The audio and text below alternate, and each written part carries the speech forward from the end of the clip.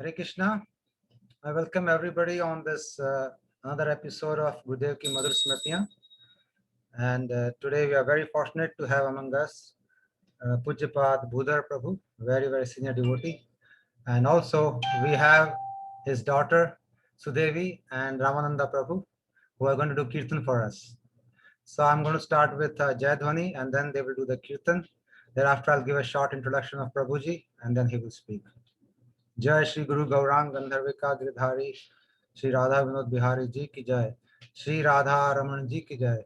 नित्य लीला प्रविष्ट ओम विष्णु पाद अष्टोत्तर श्रीमद भक्ति वेदांत श्री नारायण गोस्वामी महाराज की जय।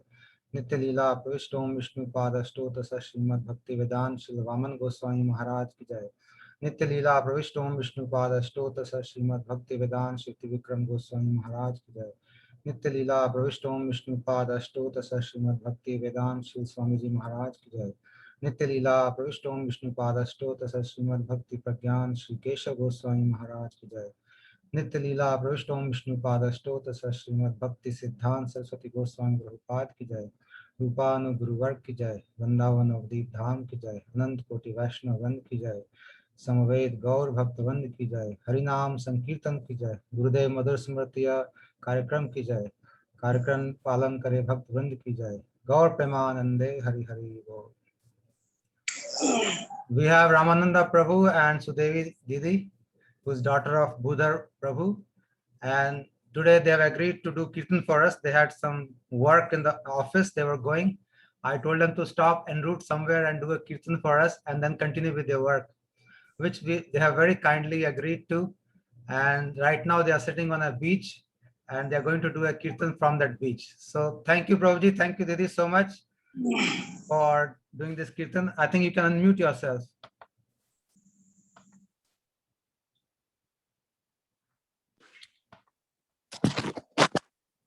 Yes.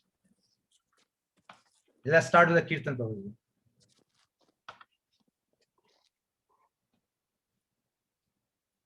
Guru Charana Padma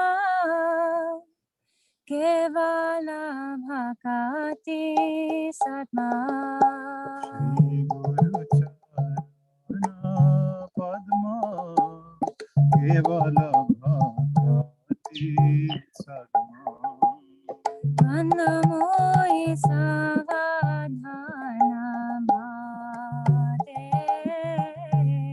Andamoyi Savadhana Mate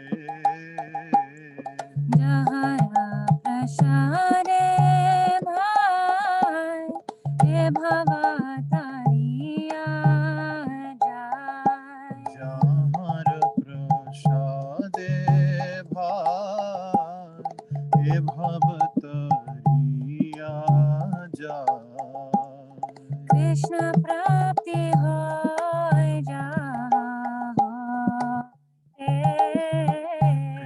Krishna Prapti Hoy Jahan Hoite Guru Mukha Padma Vakya Chichete Kariya Kya Mukha Padma Vakya Chitete Koriya Kya Arana Kari Ho Mane Asha Arna Kori Ho Mane Asha Arana Kari Ho Mane Asha Arna Kari Ho Mane Asha Shri Guru Charane Rati Se Utama Gati Shri Guru Charane Rati Aise Uttama Gati Jai Prasare Pure Sarva Asha Jai Prasade Pure Sarva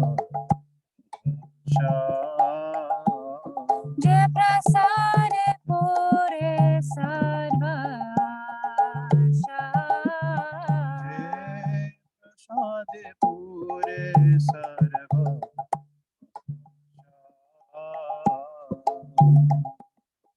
चक्षुदाना दिला जय जन्मे जन्मे प्रभु से चक्षुदान दिला जय जन्म जन्म प्रभु से दिव्य ज्ञान हृदय प्रकाशित दिव्य ज्ञान हृदय प्रकाशित ओ दिव्य ज्ञान हृदय प्रकाशित दिव्य ज्ञान हृदय प्रकाशित जहाँ होते प्रेम भक्ति जहाँ होइते अविद्या विनाश जाते वेदे गाय जहराचारिता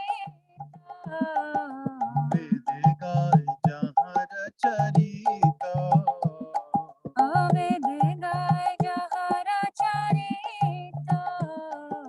वेदे गाय जहाँ रचरित श्री गुरु करुणा सिंधु अधम जनर बंधु श्री गुरु करुणा सिंधु अधम जनार बंधु लोकनाथ लोकेरा जीवाना लोकेनाथ लोकेरा जीवाना ओ लोकनाथ लोकेरा जीवाना लोकेनाथ लोकेरा जीवाना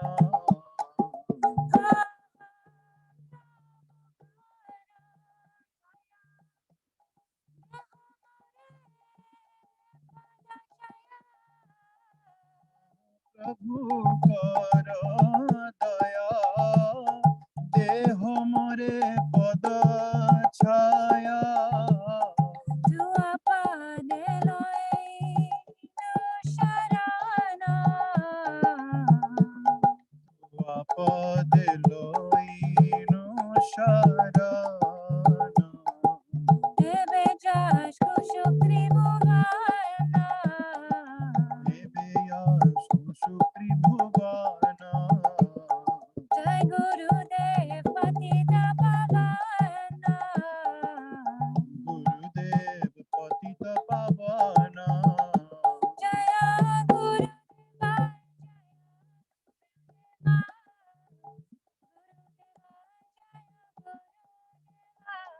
जय गुरुदेवा जय गुरुदेवा गुरुदेवा जय गुरुदेवा जय प्रभुपद जय प्रभुपद प्रभुपद जय प्रभुपद जय प्रभुपाद जय प्रभुपाद प्रभुपाद जय Prabhupada Hari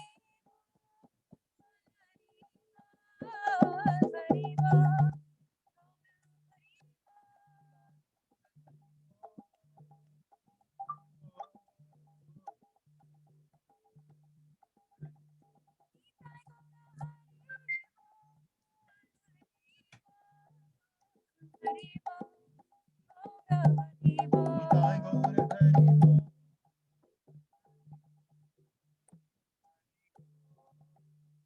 Hari Hari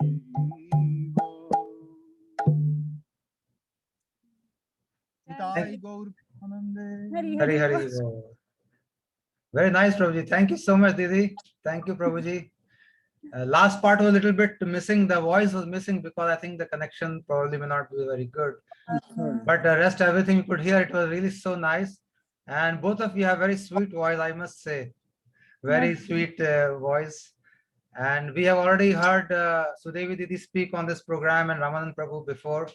And today we are very fortunate to have her father with us, who's going to speak. So I'm going to give a small introduction for him. He's a very, very senior devotee. And he began chanting the Mahamantra with his school friends at the age of 13, after seeing devotees in the street. Then he moved into ISKCON temple in Boston, USA in 1971. Gurudev Prabhu, you can unmute yourself. Okay, Prabhu. So he moved into ISKCON Boston in 1971 at the young age of 16 years. and then he received initiation from Srila A.C. Bhaktivedanta Swami Prabhupada in 1973. And in 1976, he had the opportunity to travel to India with Srila Prabhupada. So what experience it must have been, I can imagine, traveling with Srila Prabhupada and also then with Gurudev. Then Prabhuji had first darshan of Srila Gurudev in Mathura in 1989. In 1996, he hosted Srila Gurudev at his home in Bath. Bath is a town near London during Srila Gurudev's first visit to the West. Around that time, he wrote many heartily blessings, a paper defending Srila Gurudev against the false accusation made by GBC. So as you all know, that time there was some issue going on and Prabhuji had written this paper very boldly protecting Gurudev. And then he went on to serve Srila Gurudev in many ways. Srila Gurudev appointed him as the chairman in many Sangha meetings and instructed Prabhuji to help the devotees with his knowledge of astrology. According to Srila Gurudev's instruction, he created the first pure Bhakti Vaishnav calendar for the Western countries, which we see now very organized in a way and which shows for all the countries depending on the time. And then Bhudhara Prabhu works as a counselor and Vedic astrologer and conducts online workshops on living dharma in daily life. He is currently writing a book on this subject. So as you can see, he's such a qualified person, devotee, and a very senior devotee who has associated with Mahabhagavats and who has traveled with them. So we are really, really fortunate to have his darshan today and have his association and to hear from his lotus lips the glories of Srila Gurudev and also Srila Prabhupada. How was his journey from the young age of 13 years old?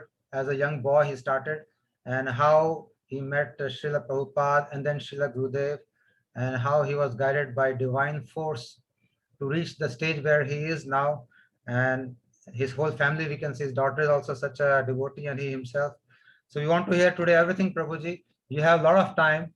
You can speak 1.5 to 2 hours or as long as you want. We'll not stop you. Dandot Prabhu. That's for now. Thank you very much, Prabhu. Thank you. Thank you.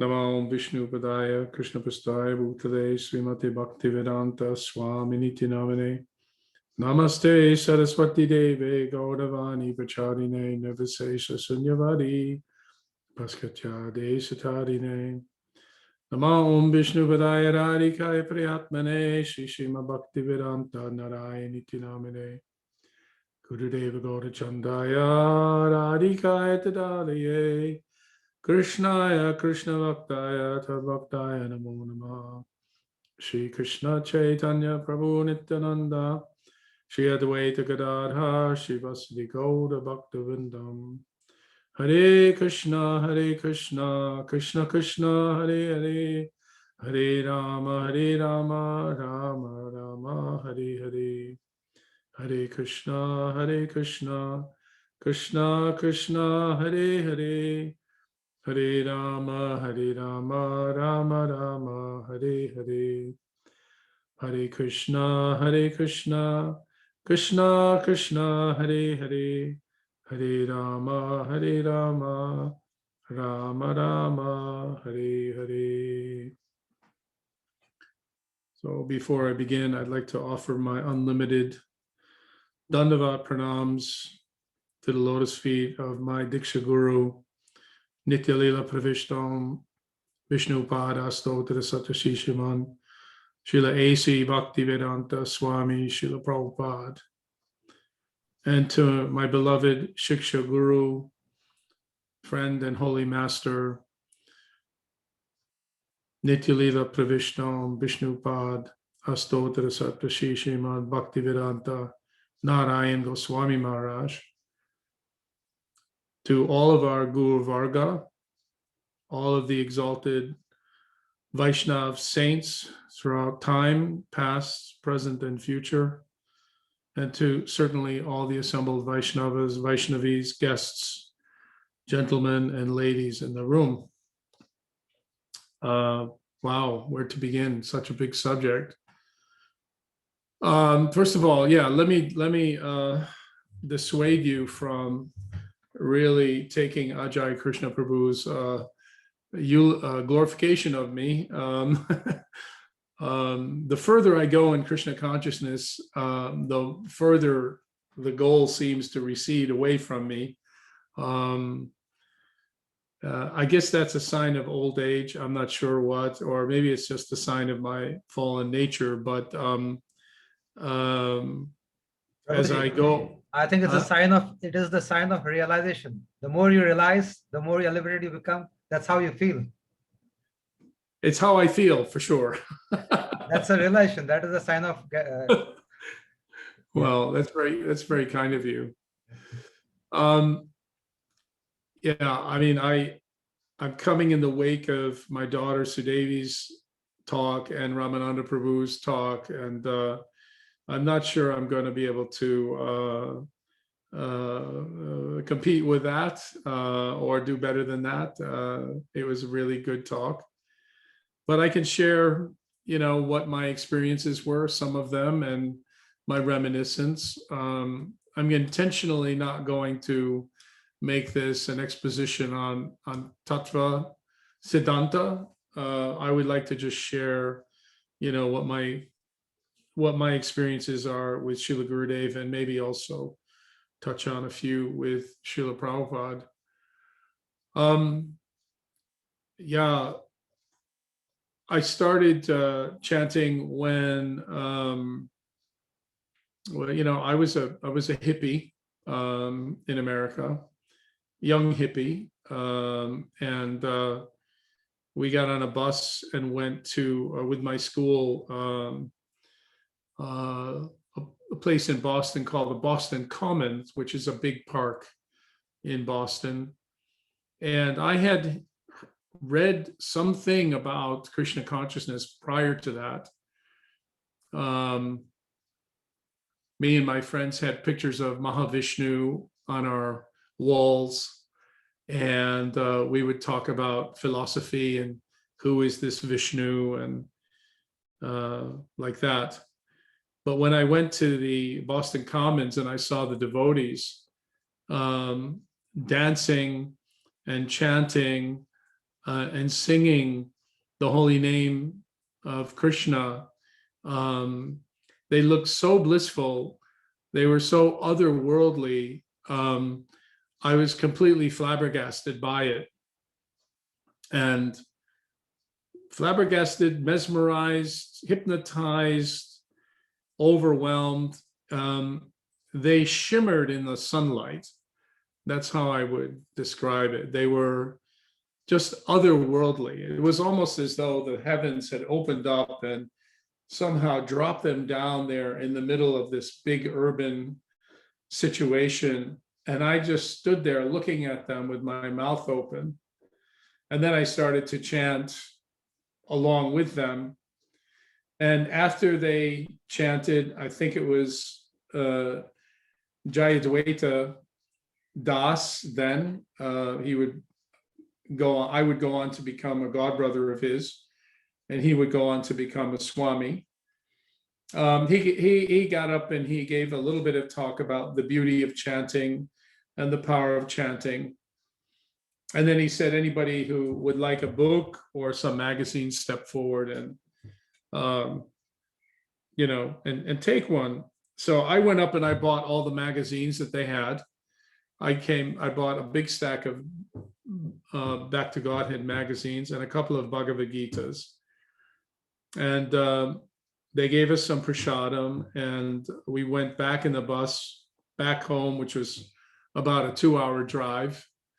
And the following day at school, I distributed the BTG magazines to all my friends and encouraged them to read them. And so I think that might have been in this lifetime, maybe the first bit of devotional service, if you want to call it that I was able to perform, sharing something of Krishna with other fallen souls.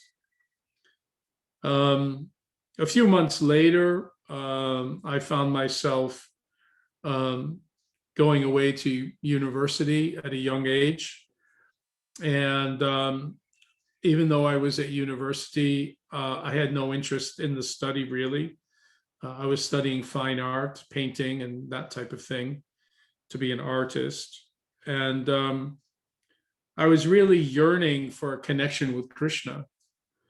So one day I went to a friend's room and they were playing a game of darts where you throw a little arrow at the dartboard and see who could win. And, I thought to myself, wow, maybe Krishna will help me win this dartboard game. So in my mind, I started praying to Krishna, show me that you're there. Convince me that you're really there and that I'm doing the right thing by trying to find you. And I was able to throw 3 darts that hit the bullseye. And, and on the 3rd dart that hit the bullseye, on the radio came a song, the Govinda song, the Brahma Samhita song, Govinda Maripurusham Tamaham Bhajami, from the George Harrison album. And it just filled up the room, Govindam Adipurusham Tamaham Bhajami. And I hair stood on my end and I became very excited. And I turned around to my friends and I said, I really need to find out where this Krishna people are. Because I remember seeing them about a year or year and a half prior to that. And my friend said, oh, I know where they are. We go there a lot of times for a free lunch on Sundays, what they call the love feast. So I begged them to take me, and that was a Wednesday evening. And so the following Sunday, we all went, and I had the most amazing experience of being in the temple. The BBT press had just left Boston and moved to New York. And it was a beautiful love feast. There was all kinds of devotees there having prasadam. And I'm trying to remember his name, but I don't think I can remember his name now. A devotee took me into Tulsi Maharani's room. They had a special room dedicated to Tulsi Maharani, and the room was lit up with fluorescent light. And he just preached to me about the purpose of life, the Bhagavad Gita, the necessity of finding the absolute truth, and so on. And I had already read the Bhagavad Gita cover to cover by that time. And in reading it, I was convinced that this was the absolute truth and that there was no better explanation for life or the purpose of life or the reason for being. And after that conversation, I became convinced, okay, I'm going to become a devotee. So I went back to my student accommodation and I began to pack my bags. And I told the temple president in leaving the temple that I'm going to come and live here. And he came and picked me up the following Wednesday. So on the Monday, I went to the university and I said, I'm leaving university and I'm going to become a Hare Krishna monk. And they tried to talk me out of it, but I was convinced it was the right thing. I called my family and I told them the same thing. I said, don't bother. I'm just going to become a Hare Krishna monk. I'm renouncing the world. Thanks for everything. I'll see you later. And the following Wednesday, I was picked up and brought to the temple, and I shaved up. And of course, the first thing that they did was make you wash pots. So there I found myself washing pots in the back room. asking myself, did I do the right thing? And I thought, okay, I'm dressed like a Hare Krishna. I look like a Hare Krishna. I might as well stick it out and see what it's really all about. And that's how I started in my relationship with Krishna consciousness and Srila Prabhupada. It was about, it was a good 3.5, maybe 4 years before I actually met Srila Prabhupada. Even though I was in Boston and he would sometimes come to New York. Back then, the way the devotees did things was that we were a monastic order. We were a spiritual order. And what that meant was that you did what you were told. You didn't act independently, and you submitted yourself to the authority of the temple president and what we call the mutt commander, the temple commander.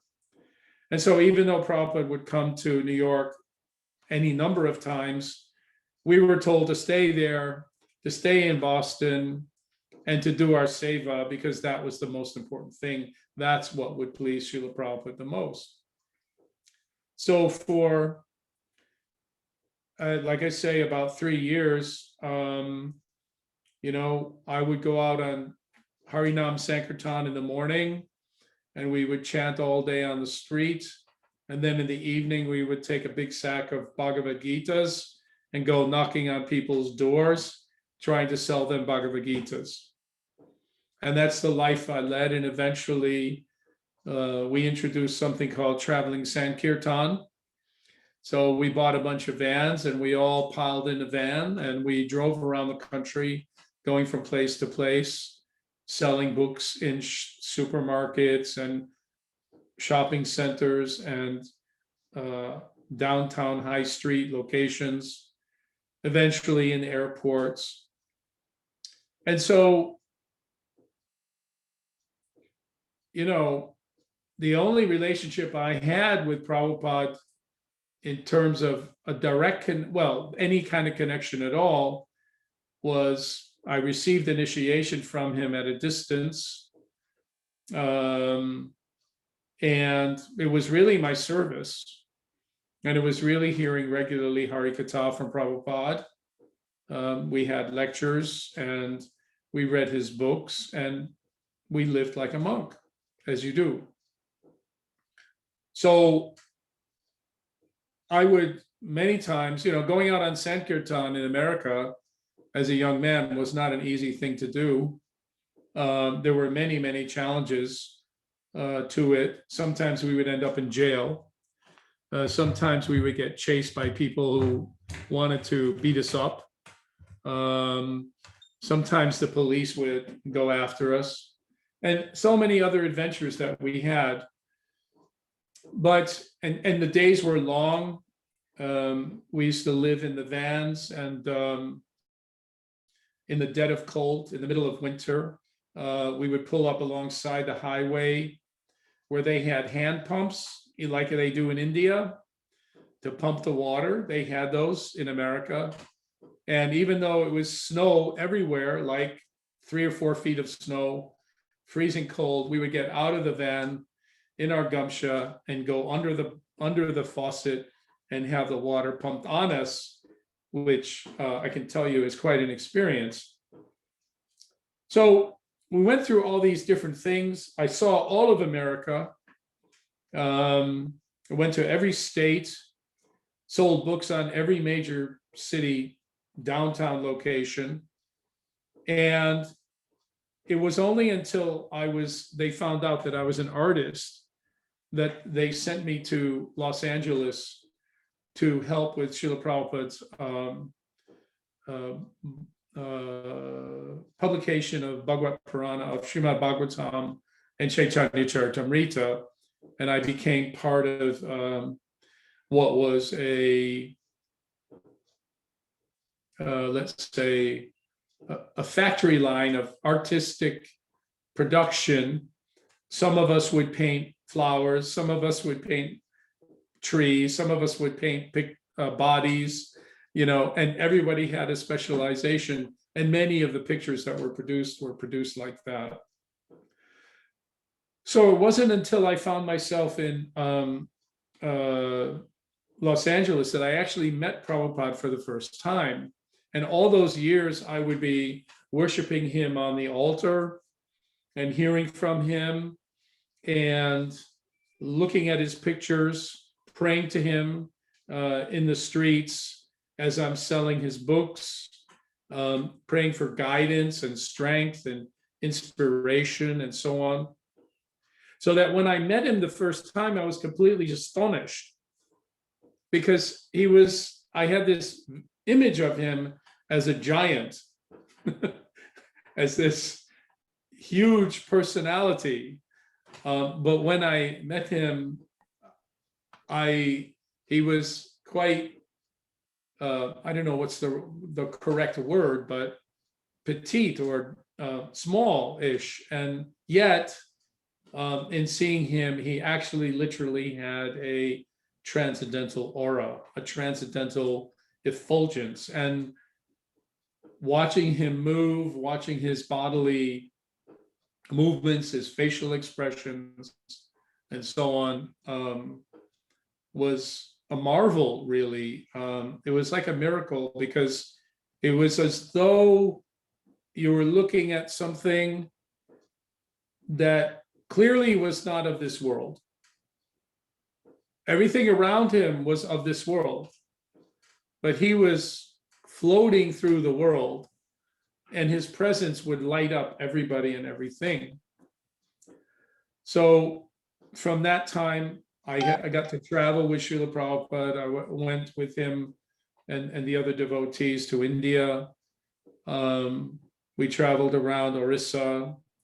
I was there in Jagannath Puri when there was a big pandal that Prabhupada had arranged, and he invited all the pandas from the temple, all the mahants from Jagannath Puri temple, and he preached to them very vigorously that if you believe that Jagannath is Jagannatha, then you should let all of my disciples come in and have darshan of Purushottam Jagannath. So, and we went to different places, and then we went, of course, to Mayapur, and these were very important impressions that I won't go into in too much length because really I'm here to talk about Srila Gurudev, but I want to give you just a little bit of background, because it wasn't long after that, a couple of years after that, that Srila Prabhupada departed from this world, apparently departed from this world. And that then put ISKCON into some period of change, and it was a difficult time, and a number of mistakes were made. And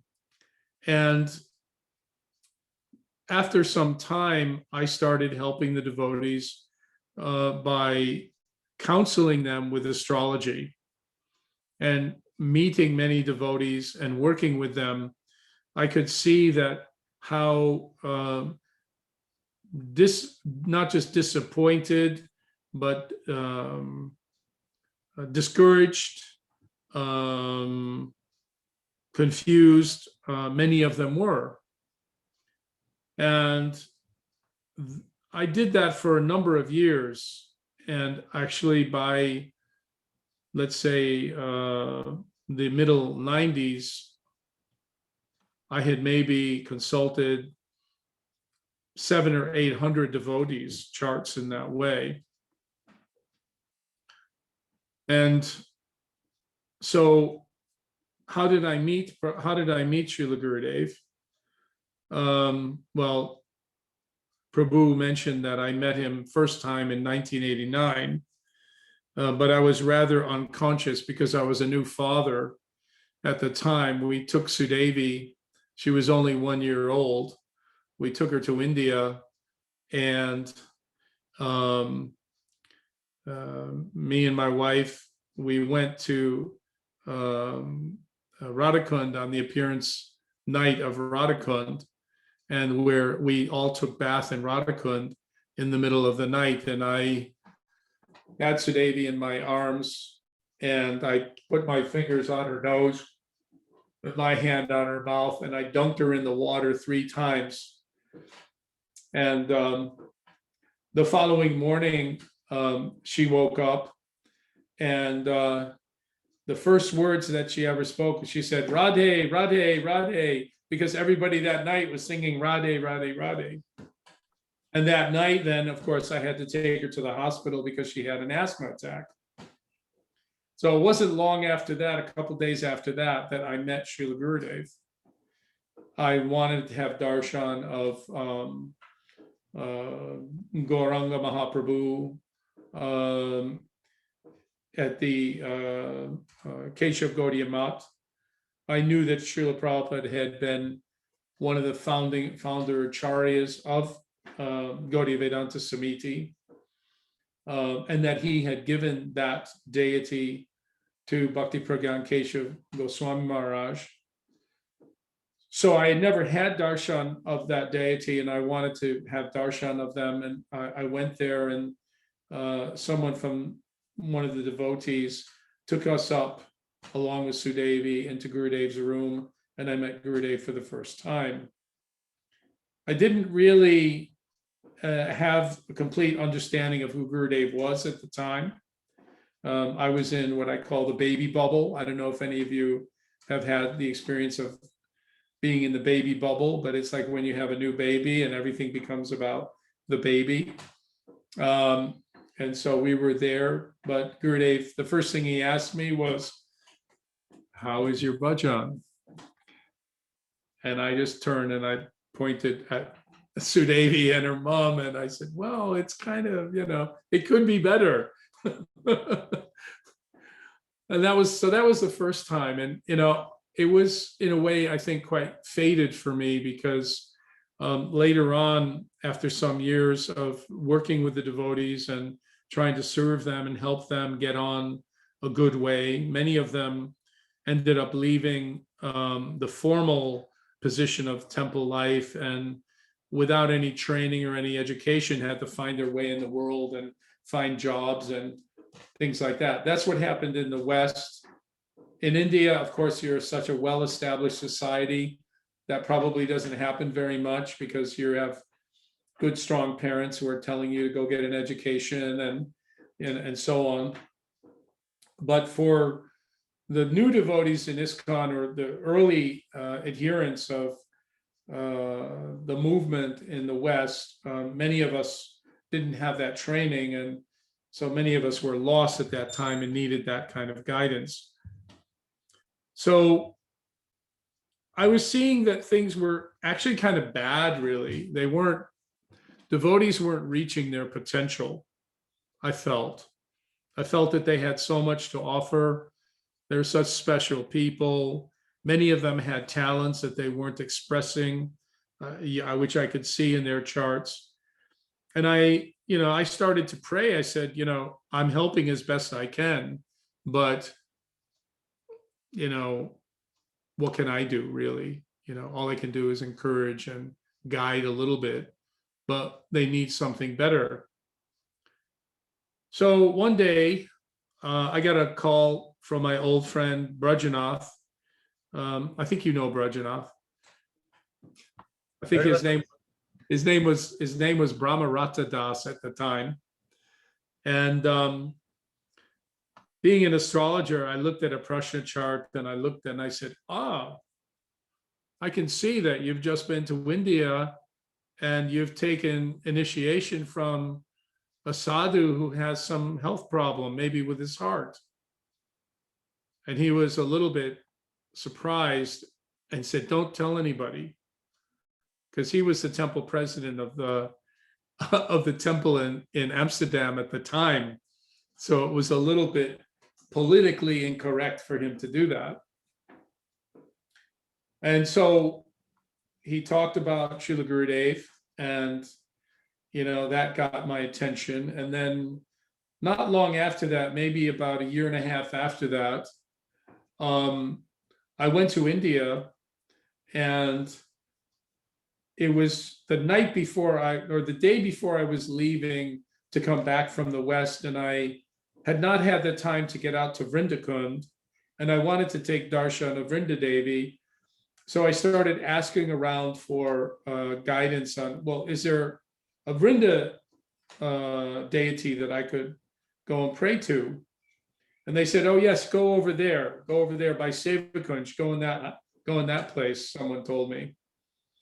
So I walked into this temple from the backside, which is actually the front side, but that's another story. Anyway, you know the place. And I saw these beautiful deities. And there was then a fellow named,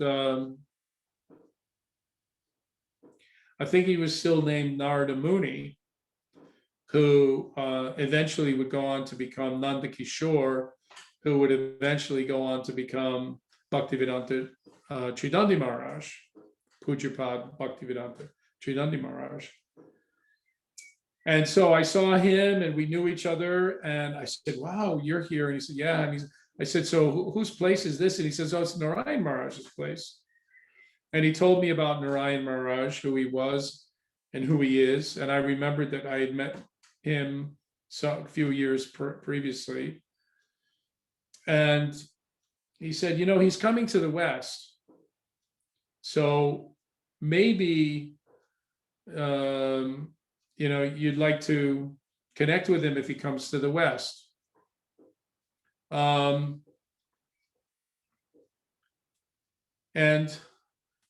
I said, well, you know, I had a big house at the time. And I said, well, if he comes to the West, Srila Prabhupada always told us that we should welcome sadhus into our home and look after sadhus and provide all of their needs that they have and listen to their Hari Katha. So I gave Maharaj my business card and didn't really think anything of it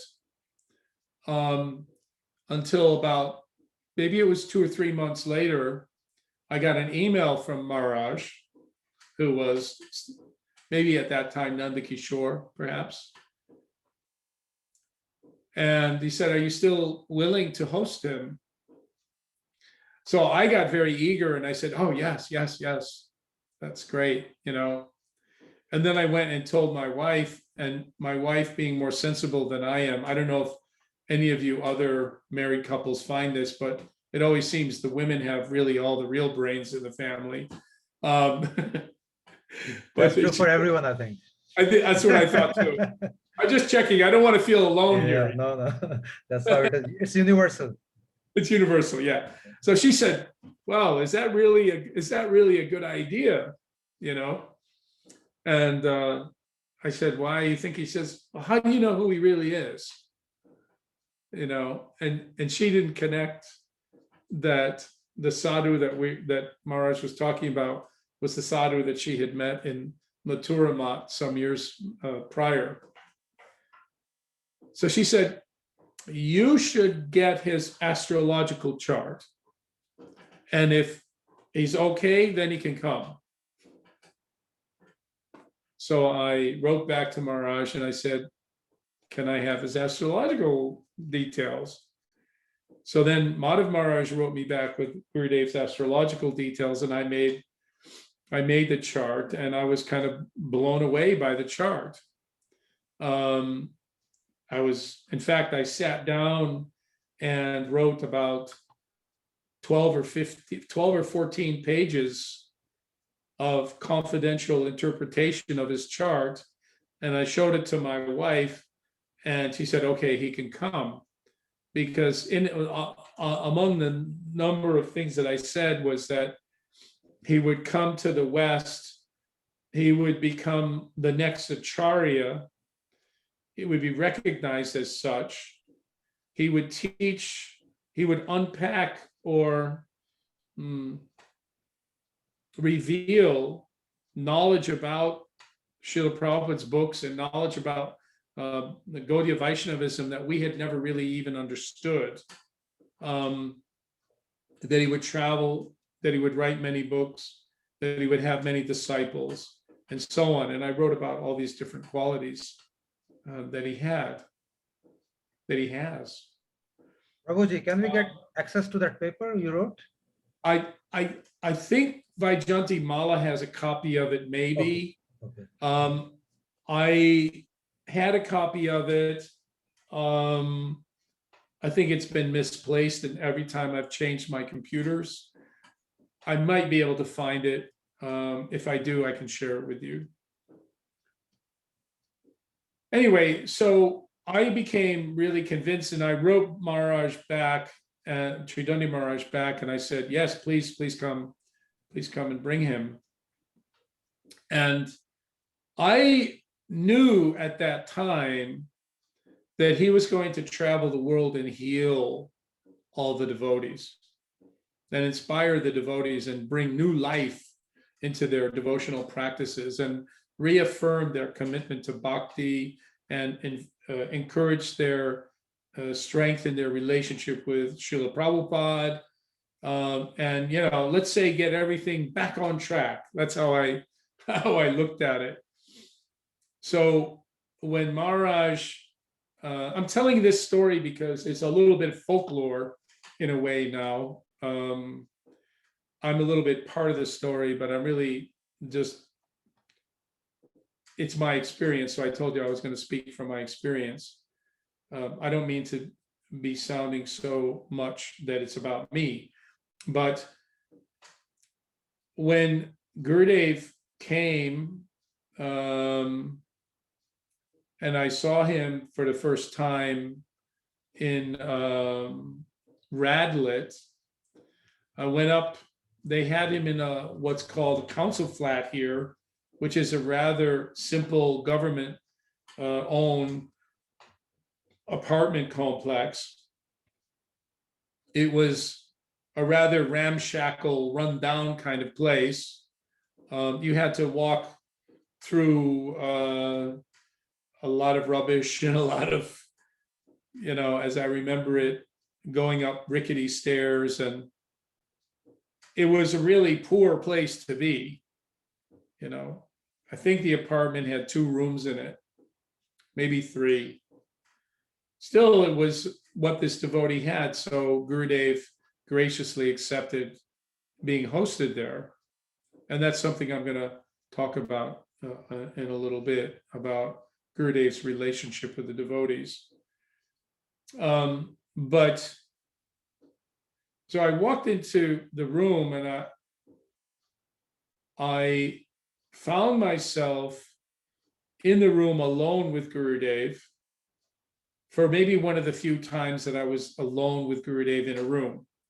Over all those years that I was with him, there was always somebody hovering around, Madhav Maharaj or Premananda or Brajanath or whoever. And I was able to talk with him directly face to face for the first time. So when I got in the room, I got down on my knees and I folded my hands and I said, this sounds rather bold, but it's true what I said. I said, I know who you are and I know why you've come to the West. And I want to completely surrender myself to you and give you my heart unconditionally to do with whatever you want to do. The only thing I'm asking is that you engage me in your devotional service, that you let me help you in your mission. So, as you know, these beautiful oceanic blue eyes of Gurudev, they opened very wide, and his smile came on his face, and he got up from his chair and he gave me a big hug. And it was, yeah, rather ecstatic experience, I have to say. And then he said, I want you to speak. I'm not really much of a speaker. I can talk, but I'm really not much of a speaker. I don't know if that makes any sense, but anyway, I did my best. So we went down into the hall, and there was about maybe 50 people in the hall. And I just talked about the importance of sadhu sangha, and how without sadhu sangha, we can't make any spiritual advancement. And then I talked about Srila Gurudev and told them that this is the person that's going to help you. So from that day on, then he came to our house in Bath and we hosted him there for some days. I think Sudevi told that story, so I won't repeat that. But what I became convinced about, and I convinced my wife at the time, was that I had to drop everything to help Gurudev on his mission. And so I bought myself a bunch of air tickets and traveled with Gurudev all around the United States afterwards, and going from place to place, and meeting the devotees and telling them my conviction about who he is and what he was going to do, why he had come, that he's a friend, that he's a close associate of Srila Prabhupada, and so on. So I had some interesting experiences with that. I'll only mention a few, but for some reason, well, actually I know the reason, but Gurudev had been teaching, giving shiksha to many of the leading ISKCON leaders, and for some time, especially on topics of Raganuga Bhakti and Raskatha. And there's proof of that because there's the whole library of audio library of that, which they're doing amazing work. Ambarish Prabhu and his wife, Lavanga Manjari, they're doing amazing work in re-engineering that so we can actually hear the sound in a good way. So they had an established relationship with Gurudev, and then I think one or two of them had decided that, well, we need to bring him more formally into ISKCON, which was not really well received. And there was then a backlash that, this person is going to try to take over ISKCON and run the show, or what. I don't know exactly who thought what or how they thought, but something like that was there. So there was a rejection of Gurudev. And I think it was really quite painful, really, if you were part of the scene, to see previous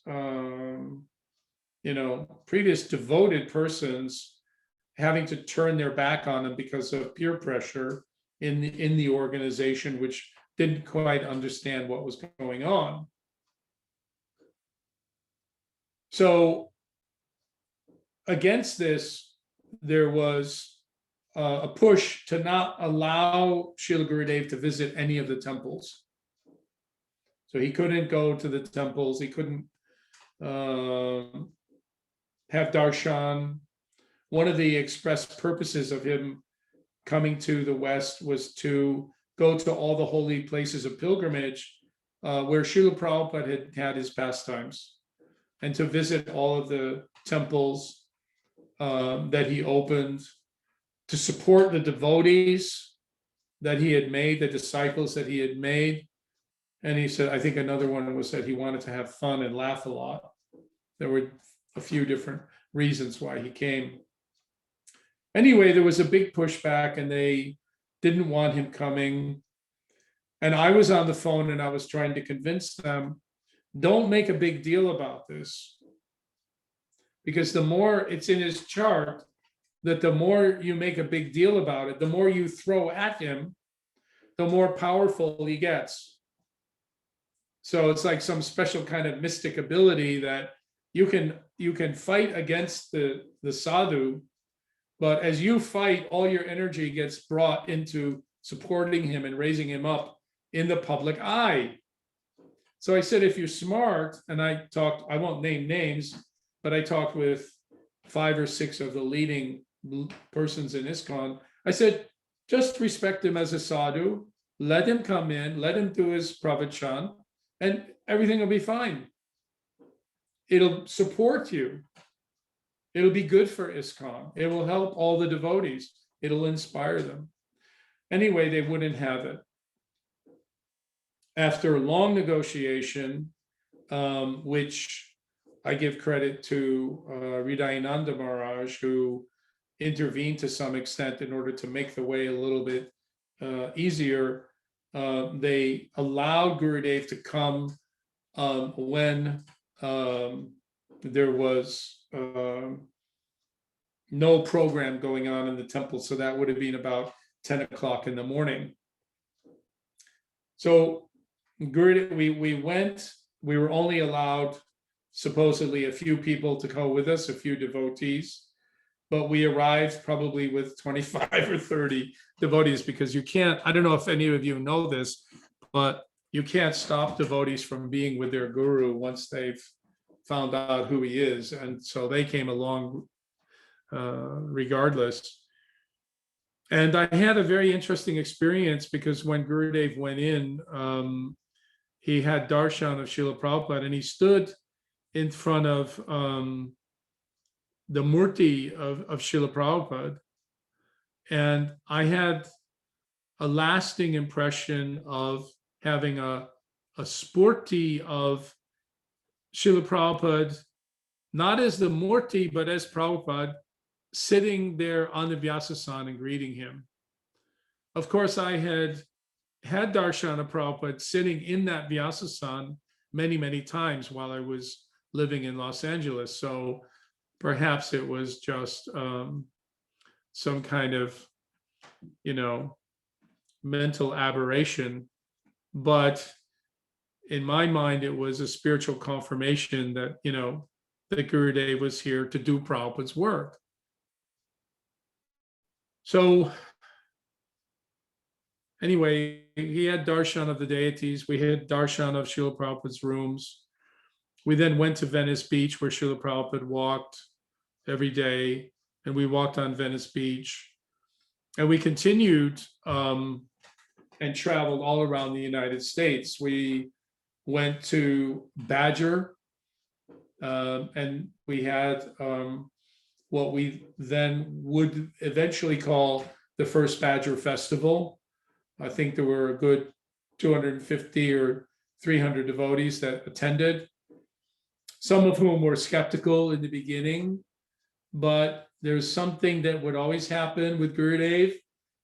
You could walk in as being a skeptic, but you would always walk out with tears in your eyes. And that's because he would steal your heart. He would just kind of reach in, take your heart, put it in his pocket, and that was it. You were sold lock, stock, and barrel. And that was a beautiful experience. We went to Houston. We went to Sharanagati in British Columbia, Kitanagari, New York City, and so on. And so that was the first tour.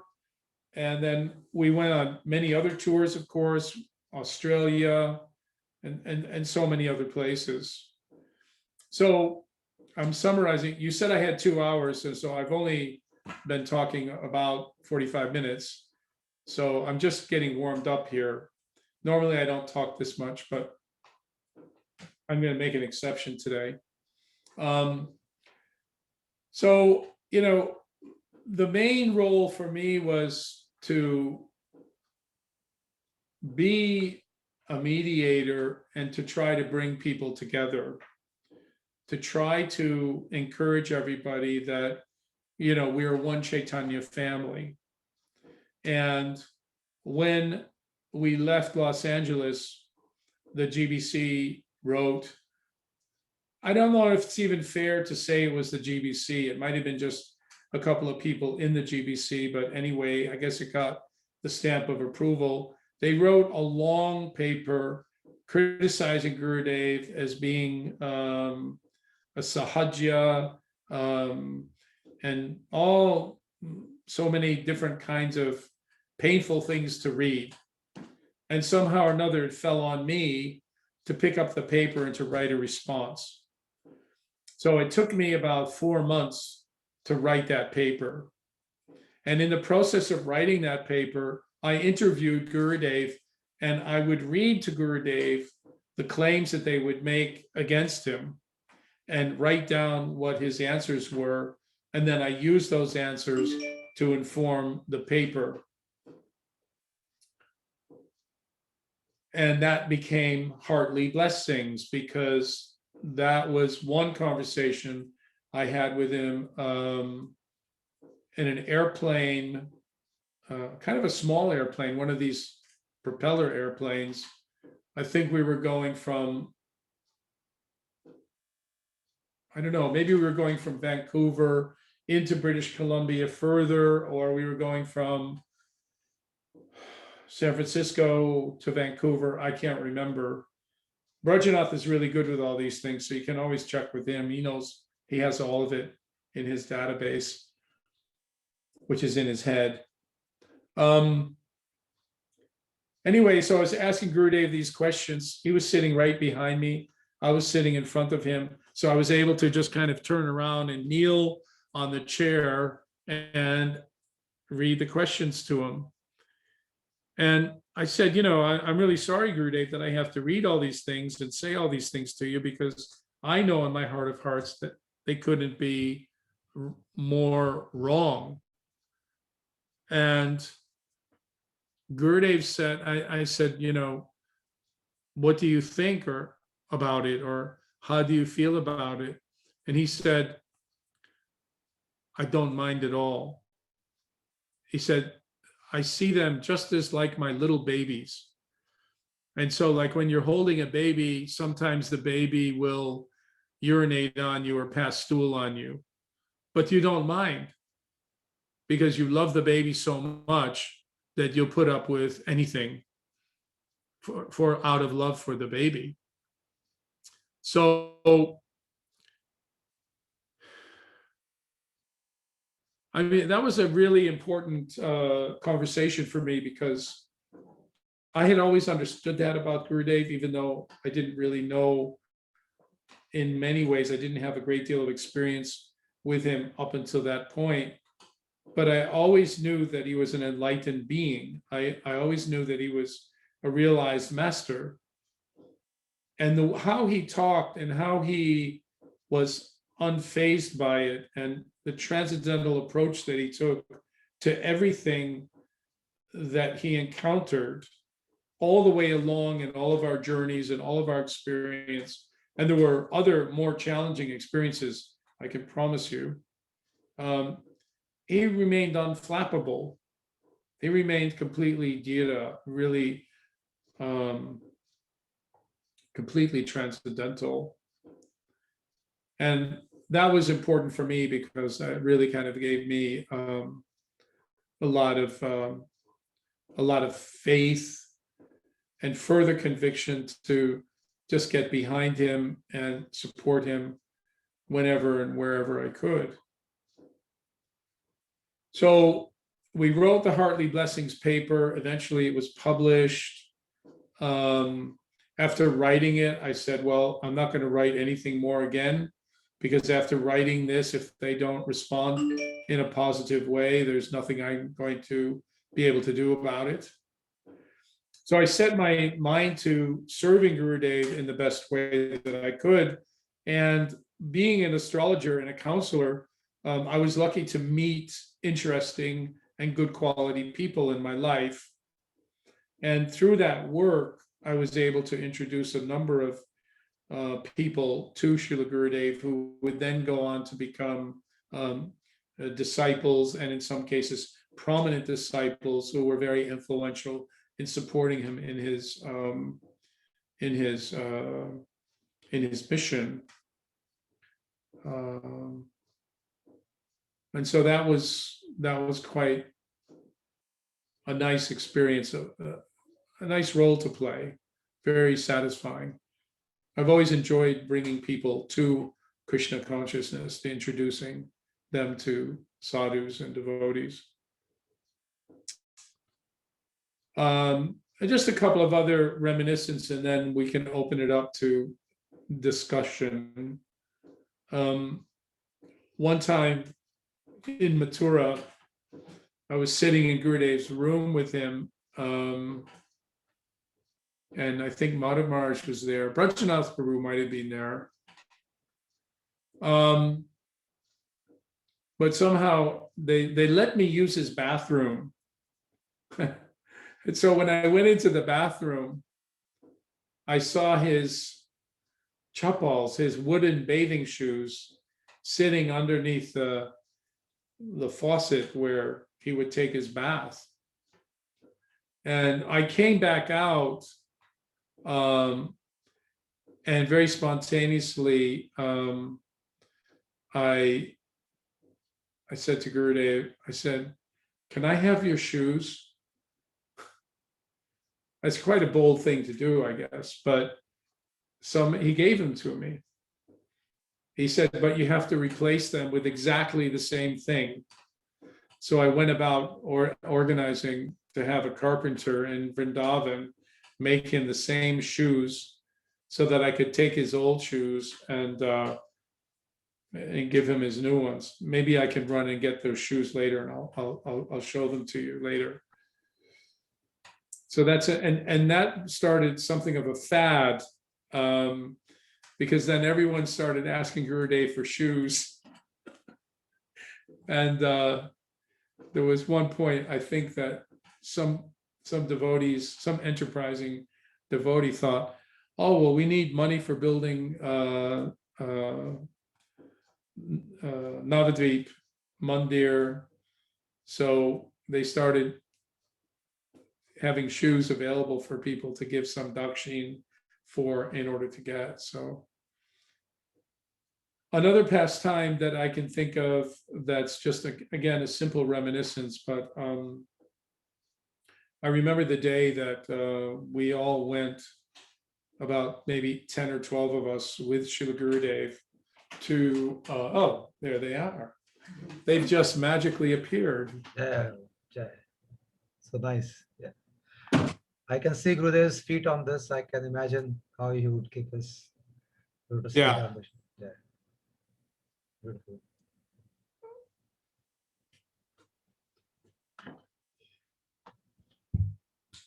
Gurudev had his eye on one building on Yamuna Parikram path, facing the Yamuna, right next to Imli Tal.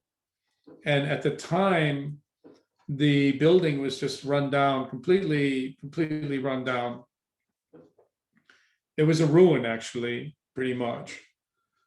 So he took Gopinath Prabhu, Brajanath, Madhav Maharaj, myself, and a few others. And we went and inspected the building. And he liked it a lot because it had this old style Brijbasi, architecture, redstone architecture. And so we kind of rummaged around in the rubble, and we came out, and Gurudev then said to Gopinath Prabhu, "I want it." And Gopinath Prabhu, being a man of great intelligence and means and amazing creative and architectural abilities, put his mind to acquiring the property. And I don't know what it's like now, but back then, which would be how many years ago now, I can't even think. But it was no small feat for a Western person to buy property in Vrindavan. There was many forces arrayed against that. But because Gurudev had given him that instruction and that blessing, he was able to do it, and he transformed it into the jewel that is now Gopinath Bhavan. So that's a major achievement.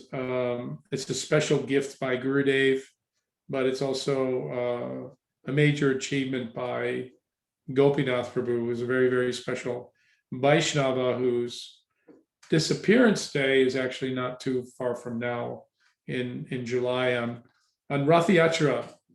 Actually, that's his disappearance day.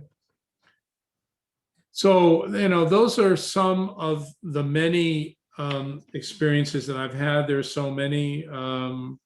There's one where I won't name names and I won't even mention places, but we went on one trip. There were many devotees traveling with Gurudev, and one person hosted Gurudev, but found hosting the devotees to be something of a burden. And it can be, if anybody's done it. It takes a lot of effort. You have to have a lot of patience sometimes. And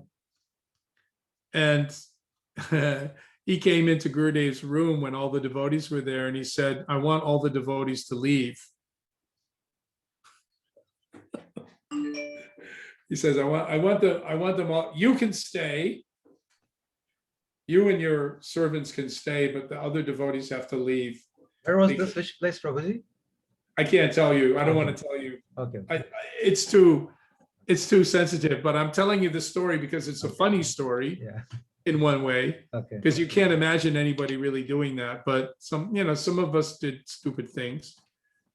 And the reason I'm telling this story is because one of the great qualities of Srila Gurudev was his steadfast loyalty to anybody who did any kind of modest, menial, smallest service.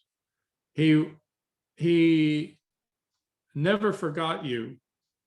And I always found it amazing how no matter where we would go, he could remember everybody's name and everybody's wife's name and children's name. And I don't know how he did it, but I mean, I can't do that. I don't have that kind of memory. But he's a complete personalist. And the relationship that he would build with persons was truly amazing.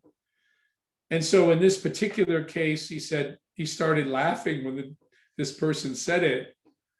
And he said, "I can't do that." He said, "I can't just stay with you. And where are they going to go?" And he said, "Oh, they'll go and they'll find some place. Don't worry. I'll look after you." And Gurudev said, "No, if they go, I have to go." He said, "Even if I don't have a place to stay and they don't have a place to stay, I would rather go with them." So, I think Gurudev is always with us. He's always traveling with us wherever we are, whatever condition of life that we're in, whether we're doing well or not doing well, or whether we're happy or sad, or whatever our condition. As Gurudev said, he's closer to us than our own breath. And that relationship, I was just talking with a good friend who was here today, and she never met Gurudev, but she's now somehow, I didn't tell her to do this, but of her own accord, she's praying to Gurudev. And she's talking to Gurudev. And Gurudev is actually responding to her and giving her guidance and insight on what to do and which way to go. So, the great acharyas, the great Vaishnavas, we know they're not ordinary, but they're beyond not ordinary. They're really, they are transcendental. And Gurudev always showed that loyalty to everybody. He always looked after his devotees. I can't think of a time when he neglected anybody in any way whatsoever. Always so thoughtful, always so caring. Every devotee that I ever met thought that they had the best, most intimate relationship with Gurudev more than anybody else. So that's quite special. I remember bringing some friends to meet Gurudev, and nice couple, very well-known artist couple from California, older couple, very spiritual, Alice and Richard are their names. And I brought them into Gurudev's room in the Badger house. And they sat in front of Gurudev. And without missing a beat, Gurudev said, "You know you're both going to die soon." That was the opening line of his conversation with them. And because they're spiritual people, they said, "Yes, Gurudev, we know that we're going to die soon." And so he said, "So what are you doing to prepare? How are you developing your spirit?" And the conversation carried on in that way. And Gurudev gave them a lot of encouragement and a lot of love. And they're very sensitive people. But they told me afterwards that they left the room and they went away a little bit off the property, and they found some grass, and they laid down in the grass, and remembering Gurudev, they cried all afternoon.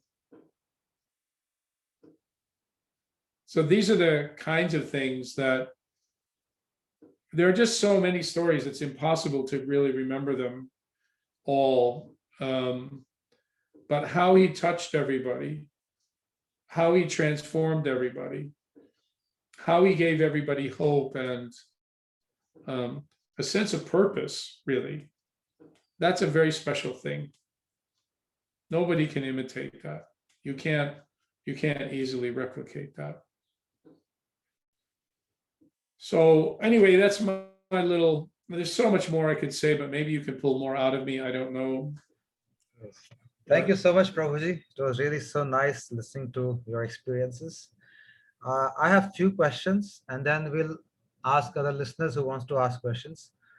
First thing I want to know, you said there were a lot of art specialists with Swami Prabhupada. So what was what was your specialization? You were into like what kind of work? Well, I did two things. One was I did a lot of Sankirtan, and I helped to organize the Sankirtan there in Los Angeles and the airports and that kind of thing. But in terms of the painting, it was very much like anatomy. Oh. So like painting physical forms and things like that. I wasn't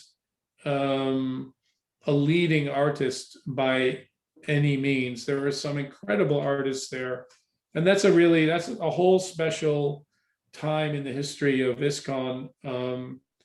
Venice, Los Angeles Temple is known as the Venice Beach Temple or Venice Boulevard Temple. And it reminded me that, the Renaissance, I don't know if you've ever been to Venice. It's quite a special experience, and it's actually Venice is the only spiritual city outside of India that I can see, because you go there, it's so incredibly beautiful. It feels like, like a heavenly planet, really. And Venice Beach Temple, ISKCON Hare Krishna Temple was like a Renaissance temple. There were incredibly talented artists. There's Shamarani, Bhardraj, Parikshit, Murlidhar, Pushkar, Charuhasa, Driti, Ramdas, Abhi Ramdas, who just passed away last year, I believe. All my old friends, they alone were, like a whole, the place could have been founded by the Medicis or something. And then you had the Sanskrit department, and all the Sanskrit devotees were doing the translation. They were also incredible kirtaniyas. We had the most amazing Sankirtan, Kirtan in the evening. There were maybe as many as 400 devotees there living at any one time. You had Bhardraj's Fate temple, Fate museum with dioramas that were all robotic. and so many things going on. So anyway, I played a minor role. I think they found out that I was probably better at selling books than at any other thing, so they got me doing that. And Prabhuji, one more question. What I understand from what you said, that you came as a young boy and then you went to university, and I think within 1 or 2 years you left the university and came to temple. When did you got to learn astrology? Did you learn in university or later afterwards? Afterwards, I became very interested in astrology while in India, I had one of those chance encounters that you sometimes have with a very good astrologer in India. He read my chart. Actually, he didn't even really read my chart. He read a Prashna chart or something. And he told me so many things about myself. And I thought, wow, this is really amazing. I need to learn this. And I asked him if I could, and he said yes. So I started studying, and I studied many, many years. And along the way, I had different teachers along the way. And in the end, I did my degree work with Florida Vedic College, with Mahabodhi Prabhu. So it's been a long journey of acquiring some skill. So I have some abilities with it, but they're probably limited by comparison to real pundits, but everybody seems to be okay with it. Okay, Prabhuji, I think now we have Amrish Prabhu. He probably wants to ask you some questions. So I love Ambarish Prabhu's yes, questions. he came specially for you to ask questions, I think. So Amrish Yeah. Prabhu, you can unmute yourself and you can ask him questions. What do you want? Oh, was there a super soul who told you I had a question on mind? I know what you're doing. I get information. Yes, ask him. Okay. That's not the question I'm going to pose first. I have two questions in mind for Bhudhara Prabhu. One is, I would like to know, would you have done anything differently if you get a chance to be with Gurudev again? What would you do differently? You had so much opportunity to be with Gurudev, to travel with him. And now as you look back, we often, as we reminisce as individuals and we reflect, and we always have something up our list. I wish I would have done things differently to get more out of that situation. So I want to know your reflection on that. Oh my God, that's a really hard one. I think when you interviewed me for the Gurudev documentary, I quoted Janis Joplin, who say that she'd give all her tomorrows for a single yesterday. And I think I would, if I could have one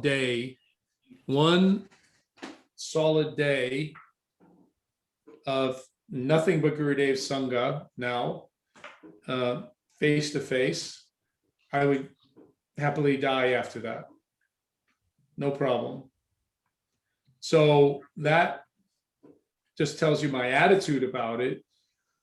Wow, what would I do differently?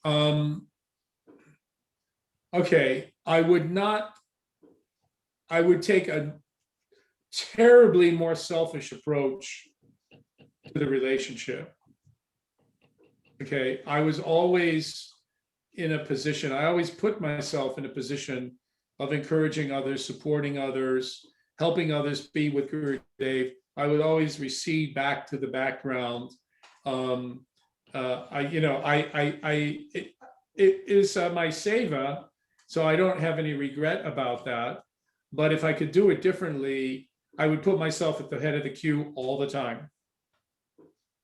And I would be asking him questions about Siddhanta, about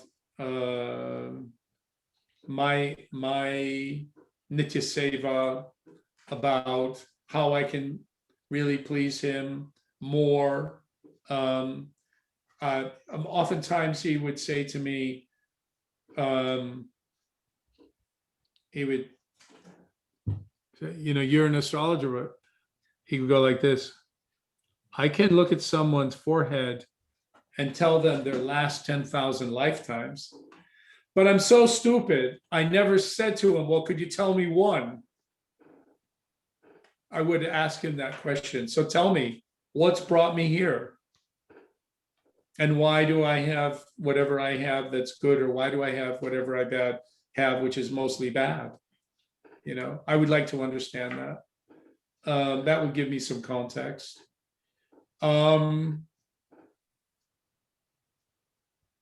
It's easy to look, hindsight's 2020. It's easy to look back on it and go, well, there's a part of me that would really, maybe in some ways, live it completely differently. But then I would have to be who I am now, not the person I was back then.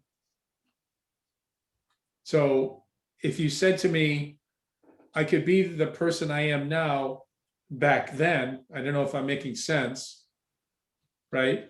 Because my journey is 20 years later, so I now know so much more than I did back then, that if I could go back then with who I am now, yes, I would certainly do it all. I would do it many ways very, very differently. And that would have probably saved me a lot of regret. But, I have to be honest about it. So. Vijay Prabhu, Dandavat Pranam to you also. Can you hear us, Vijay Prabhu? You can unmute yourself, yes. Nice to see you here again. Okay, Prabhuji, you can ask your next question. Dandavat Pranam, Shri Bhudhara Prabhuji. I'm not sure if you know me much. I remember you, and I certainly remember your happy face. Oh, definitely. thank you very Prabhuji, much. he's the one who started this program in 11th December last year, and we're following his footsteps and doing this program in his able guidance. So because of him, we are listening to so many Vaishnavas today. Yes. I mean, it's been a pleasure listening to you speak so nicely about Shri Gurudev and the way you met him, and especially Brajanath Prabhu, inspiring you and bringing you and things like that. But I wish we could hear you more from you. But I would like to take a little break from this, and I would like to ask you like one important question. Maybe it may be controversial, but let it be. So the first thing is, because you are a very good astrologer, so can you tell the future of the Sangha, the way it's gonna go, Mahaprabhu and things like that? Yeah, I can. Oh, you want me to tell you? Yeah, sure. Like, you don't have to be specific. I mean, if you feel you are, I mean, it's more controversial, like don't have to be specific, but at least in a general sense, No, I think that the future is very bright for Mahaprabhu's movement. Okay. I think that we have, over the many decades since Srila Prabhupada came to the West, we now have older generations of devotees who have gained significant experience about Siddhanta, about practice, about sadhu sangha, about practical life experience, and so on. And so for instance, like when I became a devotee, I was young, I was 16 or 17, but the elders other than Srila Prabhupada were only 24 or 25. There was nobody in the movement that was over 30, I think. Maybe one or two. But we didn't really know what we were doing. So I think because of that lack of experience, and certainly post Prabhupada's departure, things fell into some disarray. Having said that, so many good things still go on. But I think that the future of Mahaprabhu's movement is to once and for all overcome sectarian separatism. I see that there's the opportunity for real unity of purpose in promoting the holy name far and wide in the world. I see the holy name becoming recognized as a healing force in the world, that, as Srila Prabhupada wrote or said on some morning walks in Venice Beach when I was there with him, he said, this movement will go down in history as saving man at his darkest hour. So, the world's looking somewhat dark now. And I think that, what will come to pass is that the predictions of Bhaktivinoda Thakur, that Gaudiya Vaishnavism will establish a universal umbrella under which all denominations, under which all faiths can find some reconciliation, and seeing the common things that bring us together. I think that will certainly happen. I think that we're just starting now. We're just getting going. I see it happening now more and more. Younger persons, younger devotees, they're having a very broad-minded approach to this. Many of the younger devotees are highly educated now. They have a way of understanding how to operate in the world. So I think it's nothing but a positive future. That doesn't mean it's an easy future, but it's a positive future. That's my second question, actually. Like the predictions that you have made about the future, especially the next 5-10 years, the way it's going to be difficult, and the bhakti, what was that? Ambarish Prabhu? Dharam Yug. Bhakti Yug that you were talking about to Ambarish Prabhu. That was very, curious. I mean, interesting. I would like to, we will all like to know about it. The Bhakti Yoga or something like that you have predicted very nicely. And along with it, can you tell about... My connection is... Okay, that's fine. Along with it, can you also tell about, in particular, about Gurudev's Sangha too? Well, I think that different persons have used different terminologies for where we're at. The Bhakti Yuga, I've heard Gora Yuga, I've heard even persons use Prem Yuga. Yeah, and we know that Gurudev is Prayojanacharya. All right. He has established now conclusively once and for all, what is our real goal? This is really, I'll give you a simple example. When I was a brand new devotee as a brahmachari, trying to control my senses as a 17-year-old, and we're not supposed to look at women, I would only look at Krishna on the altar. I wouldn't look at Radharani. I would only look at Krishna. Now when I see the deities, all I look at is Radharani. I don't look at Krishna so much. I'm kind of making a joke, but the point is that Gurudev has established the Prayojan very clearly. This is Mahaprabhu's special gift. Unnat Ujvala Swabhakti Shriyam, right?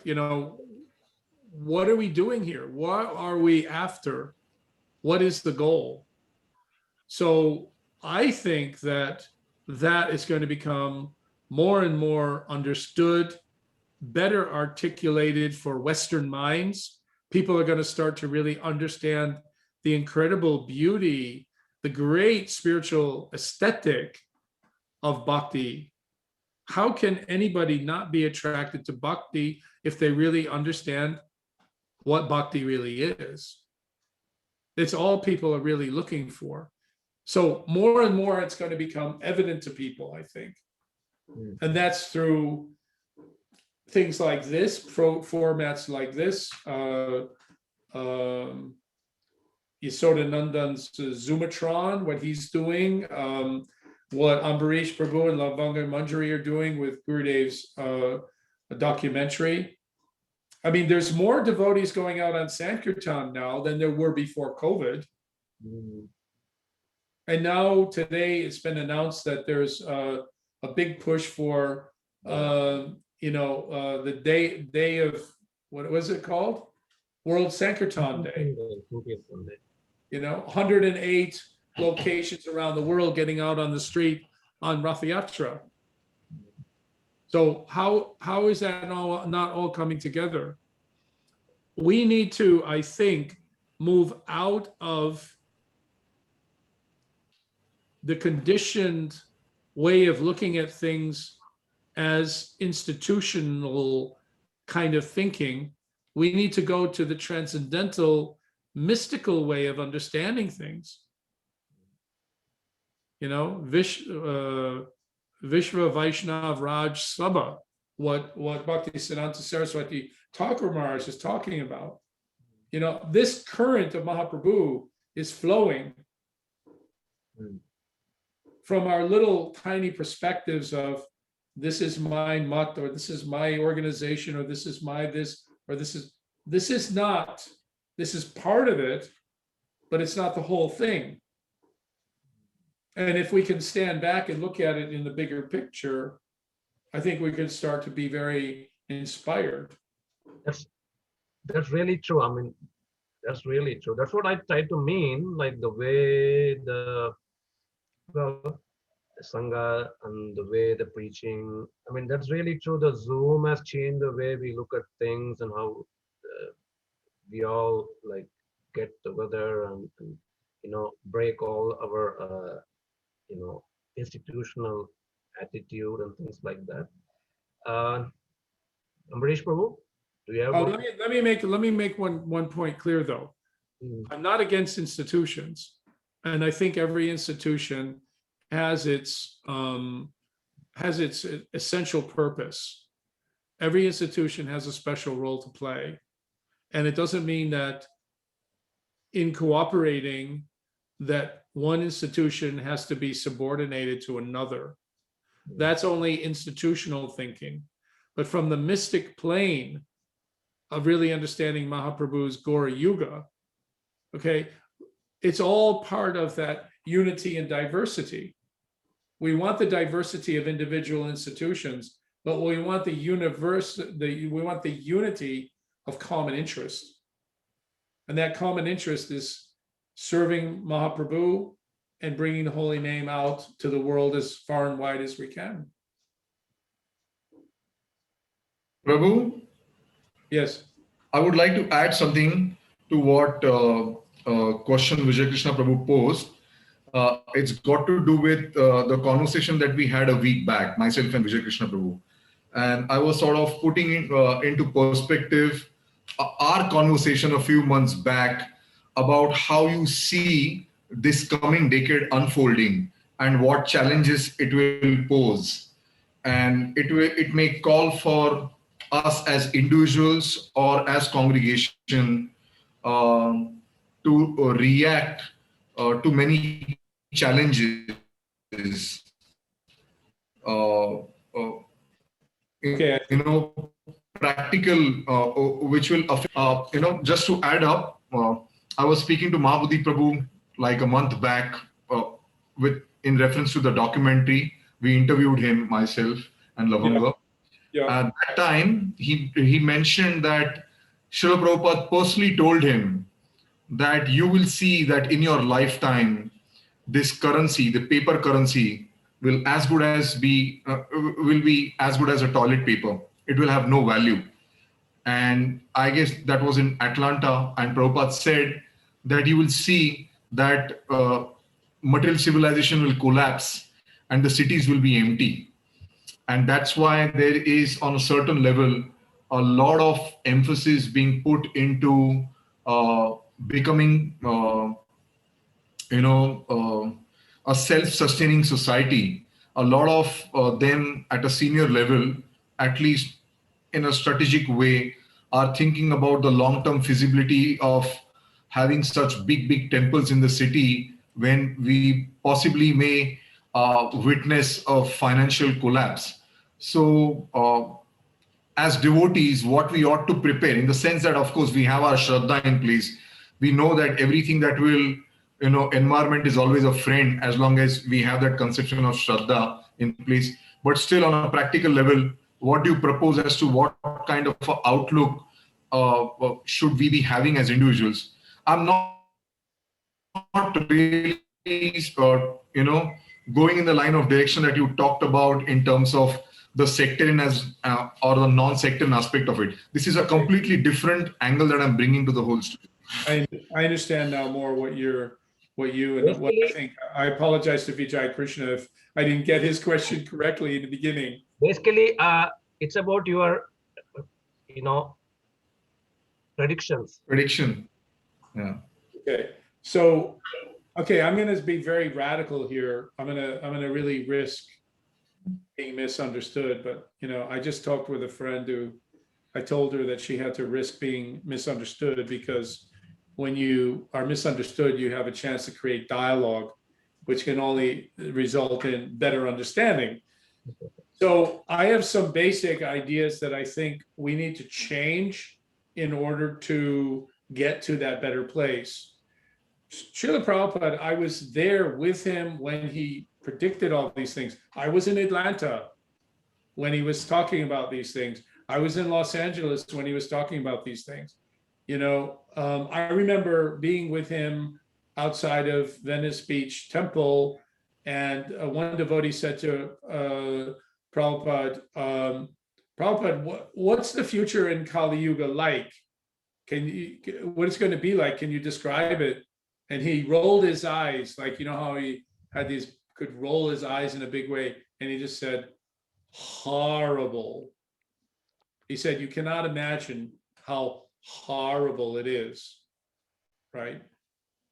And I won't go into the details I could actually explain what I know about in terms of technical development, social development, environmental development, sociological development, going out in the world right now, that if you really look at it and you think, is that going to happen? That is a scary proposition.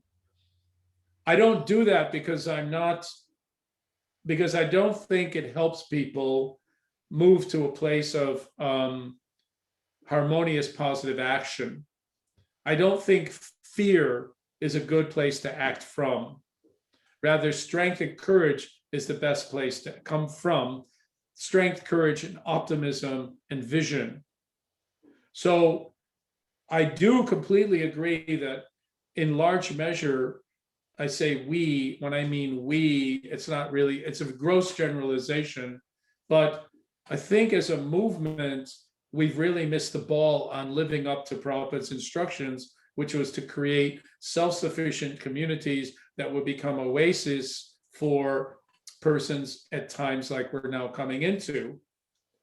It's never too late. We can begin to do that now. And there are some basic things that I think would be really essential in achieving that. And the most obvious one that comes to my mind is that we need to change our attitude about the role of women in our society. We need to start to understand that the development of a society always centers around the mother. So when the mother is looked after, all of society is taken care of. Why? Because then the progeny that comes is loved and positive, and they feel strong in themselves, and they can do things and rise to any challenge that might come their way. So, and I saw Gurudev do this a lot in his Sangha. He really encouraged the ascendancy of women in his Sangha. He went out of his way to validate women and their role in our Sangha. in many ways, much of the great forward-thinking things that are being done in our Sangha are actually being done by the women. I mean, I kind of hinted at that earlier, that without my wife, I would really be lost. But, you know, I know that you feel the same way, Ambarish. So, you know, we all have to recognize that once we do that, and once we're really working together, we can begin a cooperation of saying, well, how can we address the problems ahead? Does it mean buying land where people can go to? I mean, I feel in a way that we're a little bit late for that, because does anybody really know how to grow a potato? You know, it's not so easy to grow a potato. So I think that, you know, some effort can be made to work in that direction. Mahabodhi Prabhu is right in making that quote.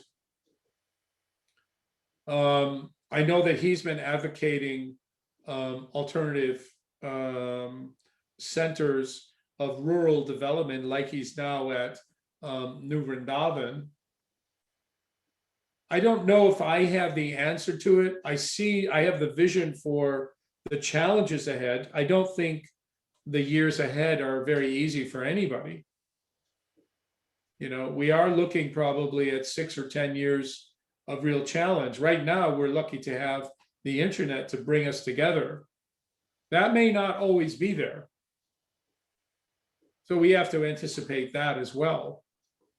So perhaps it is good to learn how to grow a potato. A little, you know, buy some land and grow some food. And make sure your takuchi is well fed. So there's going to be so much devastation and destruction, basically. I think in pockets there may be like that. You know, if Mahabodhi's depiction is correct, as he reports Srila Prabhupada, that, you know, paper money will vanish. I mean, we're already seeing that. The fiat of paper money is becoming less and less important. Here in the UK, you know, they don't want people paying with money. They want people paying with cards, right? So, you know, all of that is kind of already underway. Emptying the cities, how? Of course, it's already happening. There's an exodus from London. I mean, not entirely, but many, you know, property prices in London are going down because people are moving out of the city. They want to get out of the city. They don't want to be in the city.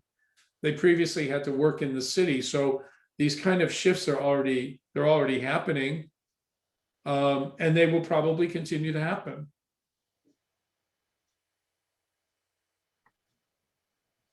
Prabhuji, any more questions you have? Anyone else? I don't know if I've sufficiently answered your question, Krishna. I get the sense that you're looking for me to say something that maybe I'm not saying.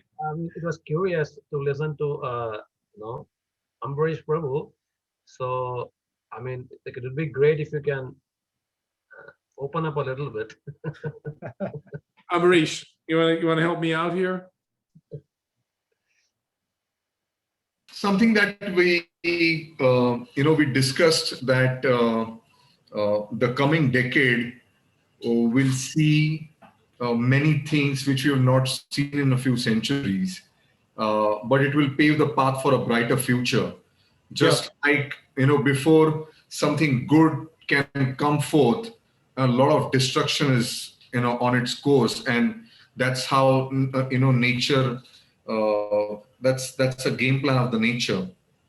That's what I indicated to him, and not that I'm you know, following up rigorously anything to do with astrology, but it's just as it just comes to you through some other devotees who are sort of inquisitive, not mental about it, but inquisitive in a healthy way.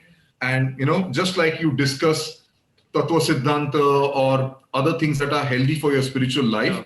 As a practical side, to it, it just fell on my ears that one very prominent Indian astrologer, uh, in his forecast, he just left his body. He was the one who was responsible for Jagannath Hora, Okay. that Narsimha. Yeah. He said that we will see challenges which we have not seen, not like in a couple of centuries or so, but like in a millennium. We will we will see challenges which we've not even which they have not even crossed our mind. And, like, just to put it in a in a sane way, unimaginable. And Yeah. of course, we ride on our Shraddha, as I said, but yet it's like believe in God, lock your car, as what you can do practically, it's not out of insecurity, but the move that you can make in terms of the practical advantage that you have at hand. Like Prabhupada said, auspicious things are not to be delayed. I remember one time Prabhupada was returning from Calcutta airport to Mayapur, and Tawa Krishna Goswami Maharaj was talking about some person who had promised to donate a land. And as they were passing by on that airport route from Calcutta to Mayapur, Tawa Krishna Maharaj pointed out, Prabhupada, this is the place. And Prabhupada stopped the car, get off, have a conversation with that person, get going. Auspicious thing should never be delayed. So, we have that sense of urgency coming from being cultured from Prabhupada. When we ought to act, we ought to act in, like you said, that we have already lost a bit of time. Yeah. So just through that perspective, I was exchanging with Vijay Krishna Prabhu the other day. Yeah, well, I think the problem is I'm becoming an old man, and I don't have the stamina to be the leaders of the next wave of new development. I think that it is a good idea to be very mindful of these things, and to prepare and to create alternatives. But that is not a small undertaking. So, for instance, I mentioned the need to put women in the center of a viable social structure. Another thing to put in the center of the viable social structure is, how do we cooperate in love and trust? I mean, that's an important thing. How do we really build fraternal relations where in times of strife, we can really know we can count on each other? So this kind of dialogue has to go on. I think another thing that is really good to prepare is to be really good in your sadhana, and to be really focused on Nam Bhajan and getting it out there into the world. Because if there's anything that's going to stop anything, it's pure Nam. Is the world going to go through a tremendous change? Most likely, yes. Yeah. But like you said, you're this fellow from Jagannath Hora. How do you anticipate what is going to be when it's going to be something that you've never experienced? So the real answer to this, in my opinion, is building an internal strength, building an internal consciousness, and building really solid relationships amongst each other.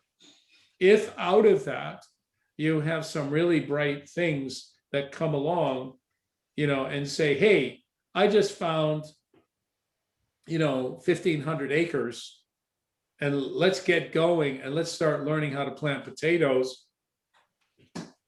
I can't bend over very well anymore, but I can hold the bag, I'll be there, So I think that it's a mixture of things. And I think that I've experienced this also amongst the devotee community. In the 80s, all there was talk of war. The Third World War, it's going to happen. Cold War going on, blah, blah, blah. So there's a kind of there's a problem with the thinking. We need to really be positive and sure-footed, I think, in what we're doing, and not be back-footed coming from a place of fear. And my last comment on it will be, I always say that for someone somewhere today is the apocalypse. That's the nature of the world that we're living in. I mean, look at what poor India is having to put up with now. I mean, that's like really, really serious stuff. It gets your attention. And I think that there is a need for having a response, but it needs to be coordinated, well thought out, sattvic, and shastrically supported. Am I being ambivalent? A little bit? Yeah. I think, Prabhuji, we should wrap it up. Yeah, I mean, you have been very positive, and the positive thing is, like, we were all just only, curious enough. That's all. Nothing too much into it. Just when I heard these things, we were just like, a little bit curious enough, and we thought you are like an expert in this, so you may. Well, the most revered Indian astrologer of the 20th century is Venkata Raman, B.V. Raman, Bhakti Venkata Raman. Will COVID go? No, it will not go. COVID's here to stay. Will they be able to manage it somewhat? Perhaps. Prabhuji, I think no astrologer had forecasted COVID.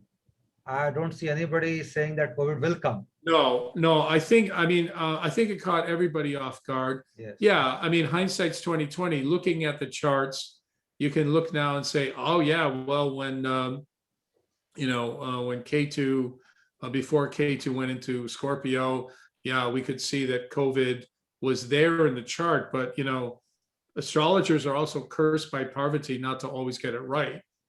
So, we're not omniscient, and I think that, B.V. Raman said that 99.5% of the people cannot bear to understand what the future is.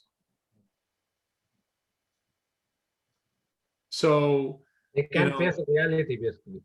no, it's not possible. If you said to somebody, oh, I can see in your chart that you're going to get hit by a bus in 2 weeks' time, what's the reaction to that?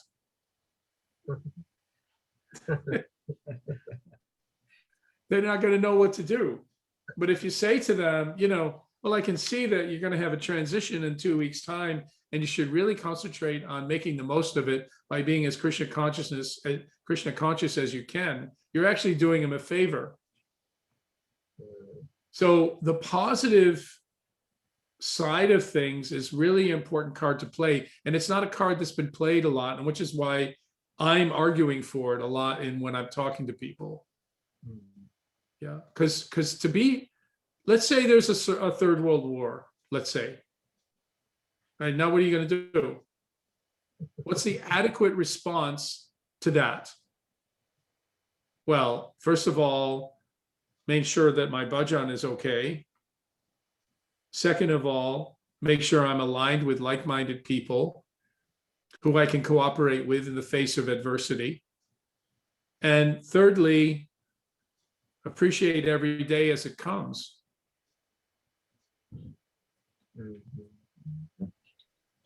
I think that is a very sound piece of advice you gave. Appreciate every day as it comes, because that's only what we can do. If we see too much into future, then it will be very difficult to live present in today. So I think with that note, I would like to summarize what you said. And you started with saying that the more I go further, the more I realize how much more I have to go. So as I said before, this statement can be made only by a person who has some good realization. Otherwise, the less realization you have, the more you think of yourself. But as you start into your bhajan, then the more you know, the more you come to know that how less you know. So I think that is a very nice statement. And then you said you were a hippie, and when you saw Prabhupada, he looked blissful and otherworldly. So very nice word you use, otherworldly. And heaven had opened up and dropped in urban situation. So that's how Mahabhagavats are situated. And they will always be there on earth. That's what they say. Earth will never be bereft of Mahabhagavats. And in any circumstances like what we are discussing just now, we will always have a person who is a Mahabhagavat and who is protecting all of us. So very nicely you put that thing about Prabhupada. And you talked about your fine art painting, which we already talked about. And then first test you took off about the dart game. That was very interesting, that how Krishna responded to your question. Immediately you shot 3 bullseye, and then you had the Govindam Adi Purusham playing at the same time. So that was, I think it's a very mystical experience, which sort of accelerated you in this process of bhajan. And like Krishna pulled you with your hand. The whatever desire you have in your heart, he immediately fulfilled it within a second, and immediately you are there. You just came to the mud. Then you talked about living in vans, and you had a pretty, I would say, adventurous life, and you were looking out for Guru, and you're looking out for how to be happy. That's what hippies were. Gurudev used to say, hippies were all made happy by Prabhupada. So, and then you talked about the presence of Prabhupada. He would light up everybody. Oh, you talked about Gurudev, I think. He would light up everybody, and it would seem that he's floating. So that's how a lot of people have reported this experiences about Gurudev, that he's floating and is so light, and everybody around him becomes so happy when he's there. And you also talked about our Mahaprabhu in our Mutt, Mathura Mutt. Not many people know that this was given by Prabhupada to our Param Gurudev, Nityalila Pravisht, Om Vishnupada Stota Srimad Bhakti Pragyan Keshav Goswami Maharaj. So Prabhupada had a very good relationship with our Mutt. He got a sannyas there, and then we got Mahaprabhu from him. So that was very nice.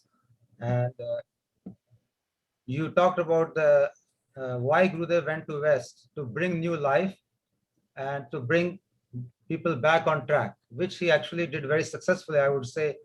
He brought everybody new life and enthused everyone, and he brought everybody back on track. We see a lot of people coming back to Bhakti because of his presence in West. And then you talked about, oh, that was so beautiful, when you were alone with Gurudev, and you said, only thing I want is to let me help you in your mission. What a wonderful statement you made, Prabhuji. It is so inspiring. I mean, if somebody can make that statement, I can understand how much it will please Gurudev. And you said that he gave you a big hug. I mean, I must say you are really a lucky person to get a hug from your Gurudev. I mean, not many people have that fortune. If you can touch his feet, we feel so fortunate. But you are the one who has had his hug. I mean, it's amazing. I must offer your Dandavat Pranams, because you are like, you have his heart touching to yours. It is such a big thing. And then you talked about Gurudev not allowed to enter ISKCON. That was really unfortunate.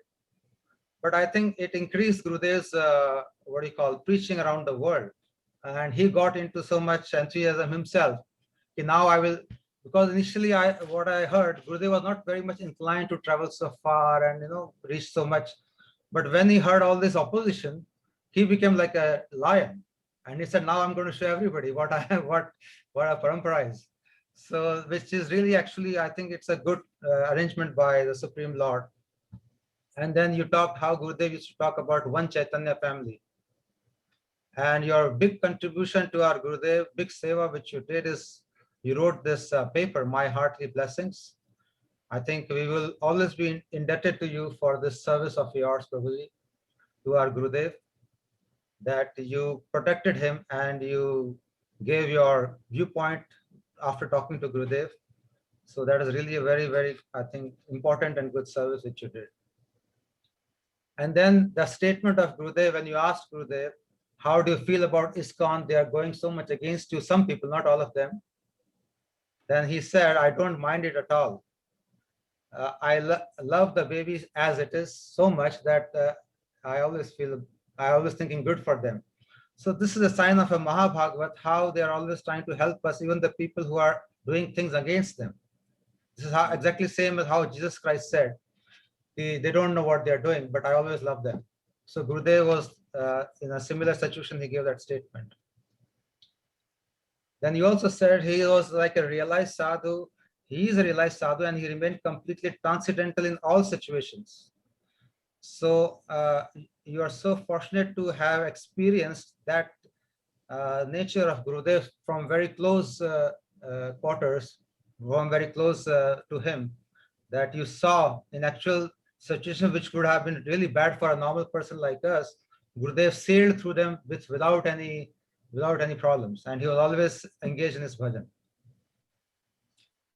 And he was always, and then another big service you did to Gurudev, I think, is you brought so many people to Krishna consciousness because of your job. You're saying like you brought so many people, and you talked about Gopinath Bhavan. Yes, Gopinath, I offer my pranams to Gopinath Prabhuji also. He did so much big service.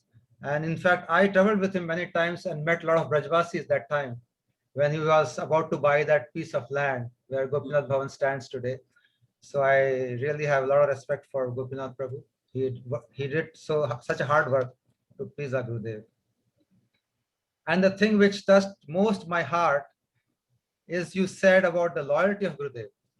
We are talking about Guru Nistha, but you talked about Shishya Nistha, how Gurudev was loyal to each and every of his disciples, steadfast loyalty to anyone who did even a very, very small service.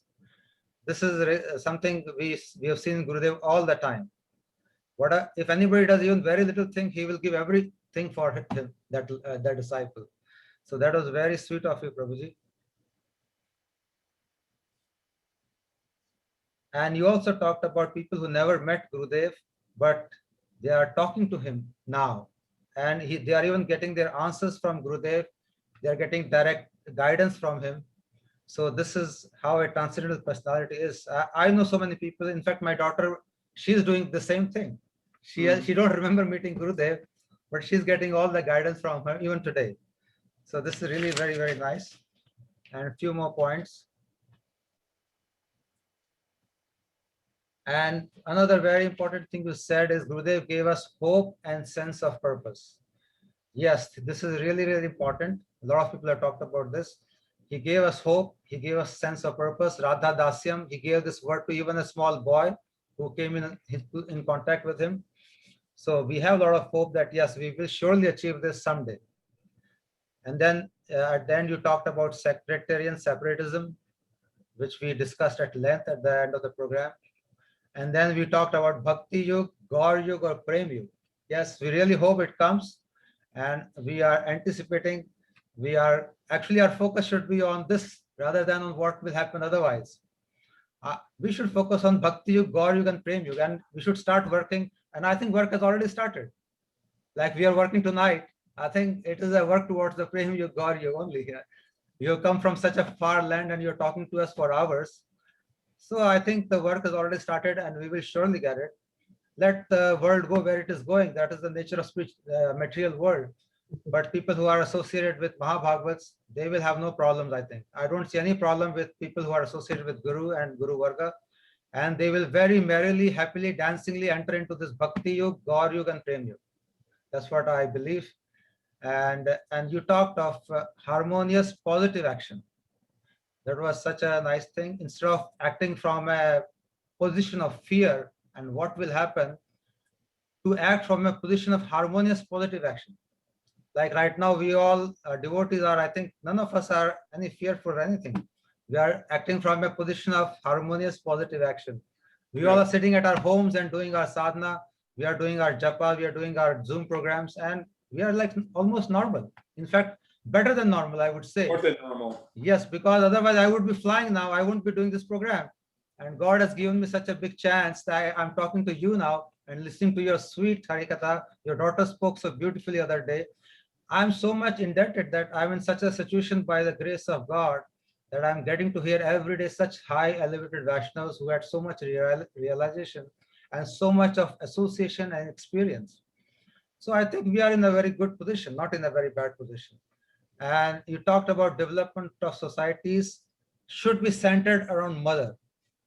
This point of view of yours, Prabhuji, is very, very Shastric, I would say.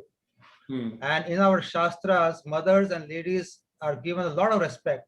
Some people might think this as a way that Shastras are putting more restriction of mother, and they could see Shastras as being biased toward ladies because they are putting more restrictions. But the actual aim of this is what you had just elaborated, because mother is the one person who is binding the whole family together and who is giving direction to everybody, especially to small young kids.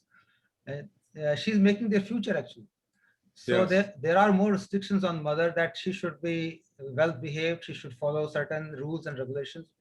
It is not so much strict on men, because men don't matter that much as mothers matter, as ladies matter.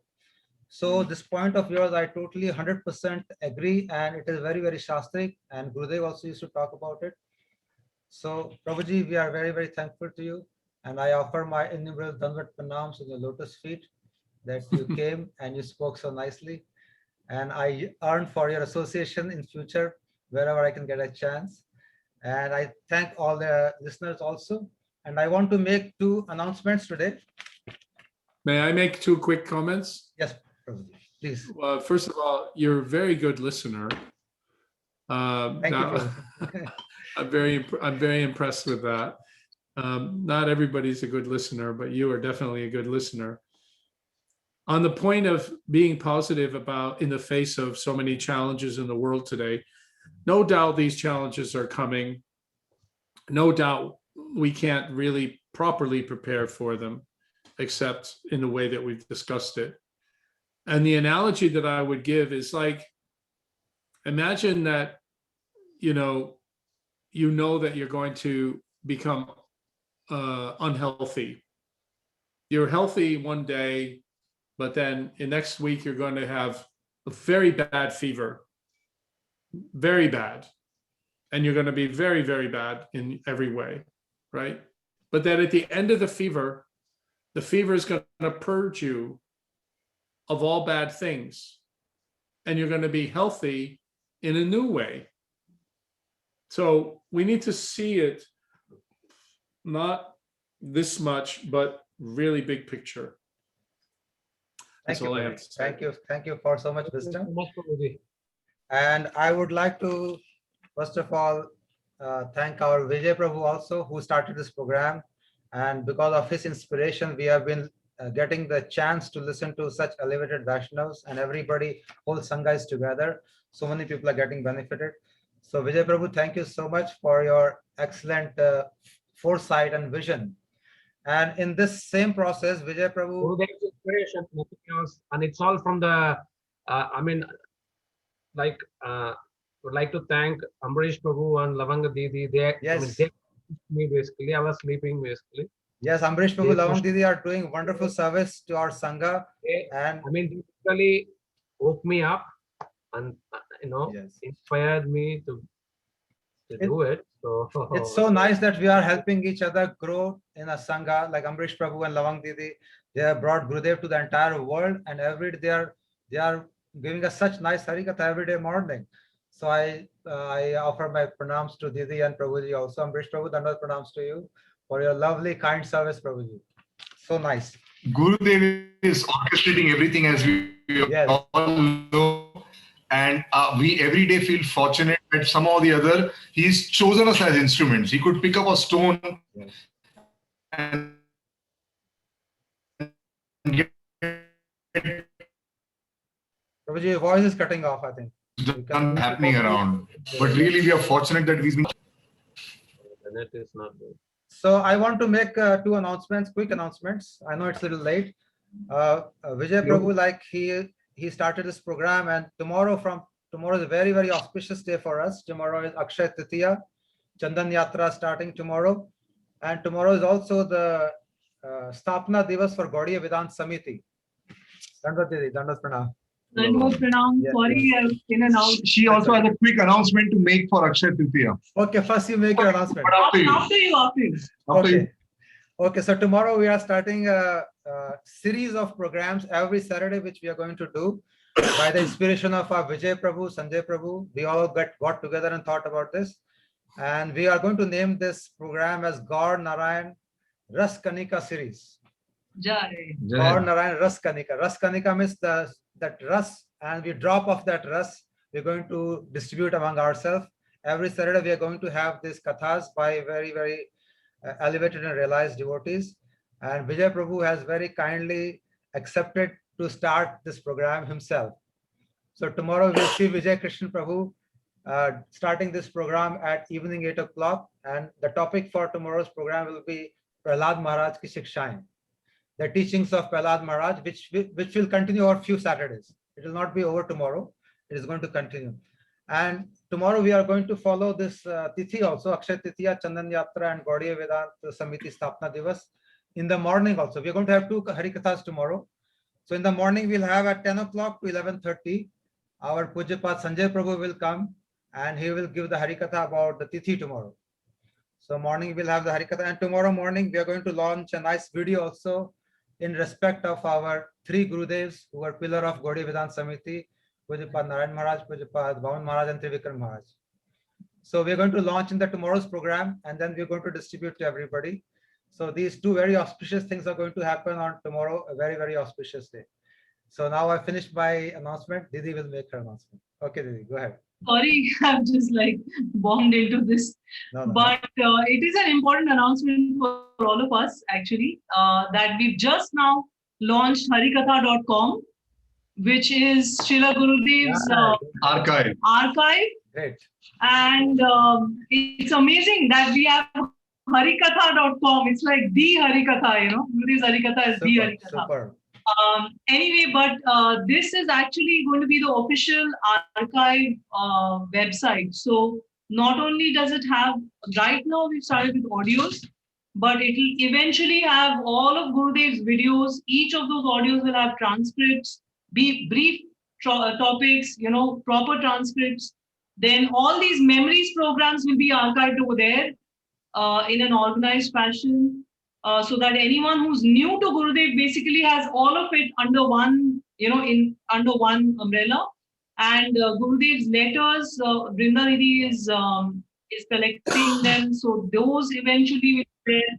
The news articles in which Gurudev has featured over so many years, that will be there. Like really, it will be like a resource base for Gurudev,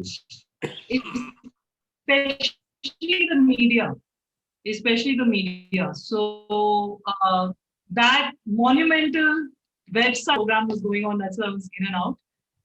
So it's live now, harikatha.com. And also one point I was discussing with Sanjay Prabhu last week that we interacted, that while growing up in ISKCON, spiritually growing up in ISKCON, we had a very strong culture of being very closely connected to Acharya Vani.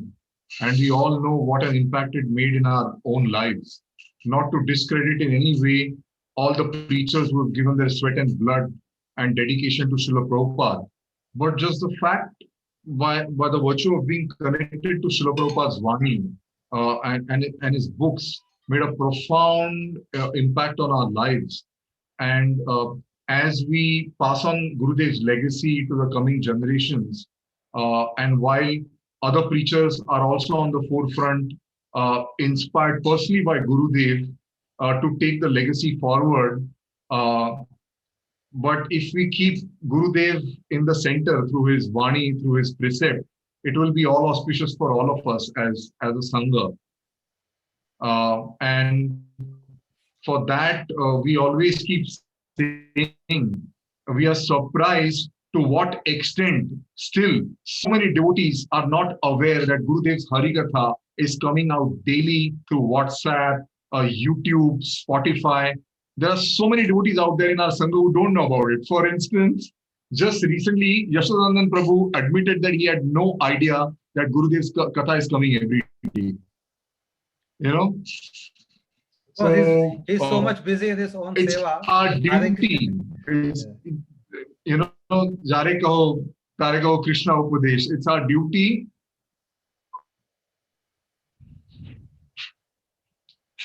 Your voice is not coming. Haribol. They have a problem with the net in Vrindavan, so Yeah. that's why. So I think today is very. Yeah. Okay, Prabhu. Just one last point. Yeah, One say last please. point. Okay, I Prabhu. was telling Sanjay Prabhu that like Gurudev, how Gurudev used to say that each one get 10 for the parikramas. Go spread a word out there. So if we spread a word out there, because I can't tell you, and I guess it's true for each one of us, that so many devotees outside of our institution, you know, be it ISKCON, even from different Gaudiya mutts. Some time back, Divya Krishna Prabhu during Navadip Mandal Parikrama was saying that from so many Gaudiya mutts, senior devotees are hearing Gurudev and they are so much in bliss and they're so grateful for Gurudev's Katha being, spread the way it is being spread, because he was really unique in his contribution. And I get calls every now and then from senior preachers from ISKCON, how grateful they are for this Katha being sent out every day. And even if we just make everyone aware that such Katha is available and they could be a part of it, it will be like a great favor for us. Thank you, Prabhuji, so much. Thank you, Didi. And I think it's a very transcendental day today. Today being Akshaya Tritiya already started. And I can see all the people, Vijay Krishna Prabhu and Lavang Didi, Ambarish Prabhu, Bhudhara Prabhu, so many people all getting together. And we have still some listeners who are there with us listening, and some are going to listen tomorrow. So it's very transcendental that everybody has got together and we are discussing this on such auspicious day of Akshaya Tritiya. So I think it's all Gurudev's hand over all of us, and he wants the team to go forward and spread his name all over the world. So nice of all of you being here today. Surprisingly, I did not expect Vijay Prabhu to be there in the camera. I've been calling him for many days, but he's not turning up. But today he's here, so I'm so happy. Bhudhara Prabhu, Dandavat pranams to you. Dandavat pranam Vijay Prabhu, Dandavat pranam Didi. And I offer my pranams to all the listeners who have been listening and who are going to listen tomorrow. It has been so nice being with all of you all these days, and we hope to continue like this for years together. Jai Ho. Shri Gurudev Maharaj ki jai. Jai. Anant Koti Vaishnav Vrand ki jai. Jai. Gaur Bhakt Vrand ki jai. Jai. Harinam Sankirtan ki jai. Jai. Sripad Bhudhara Prabhu ki jai. Jai. Vijay Krishna Prabhu ki jai. Lavang Didi ki jai. Ajay Ambarish Krishna Prabhu Ambarish ki Prabhu jai. ki jai.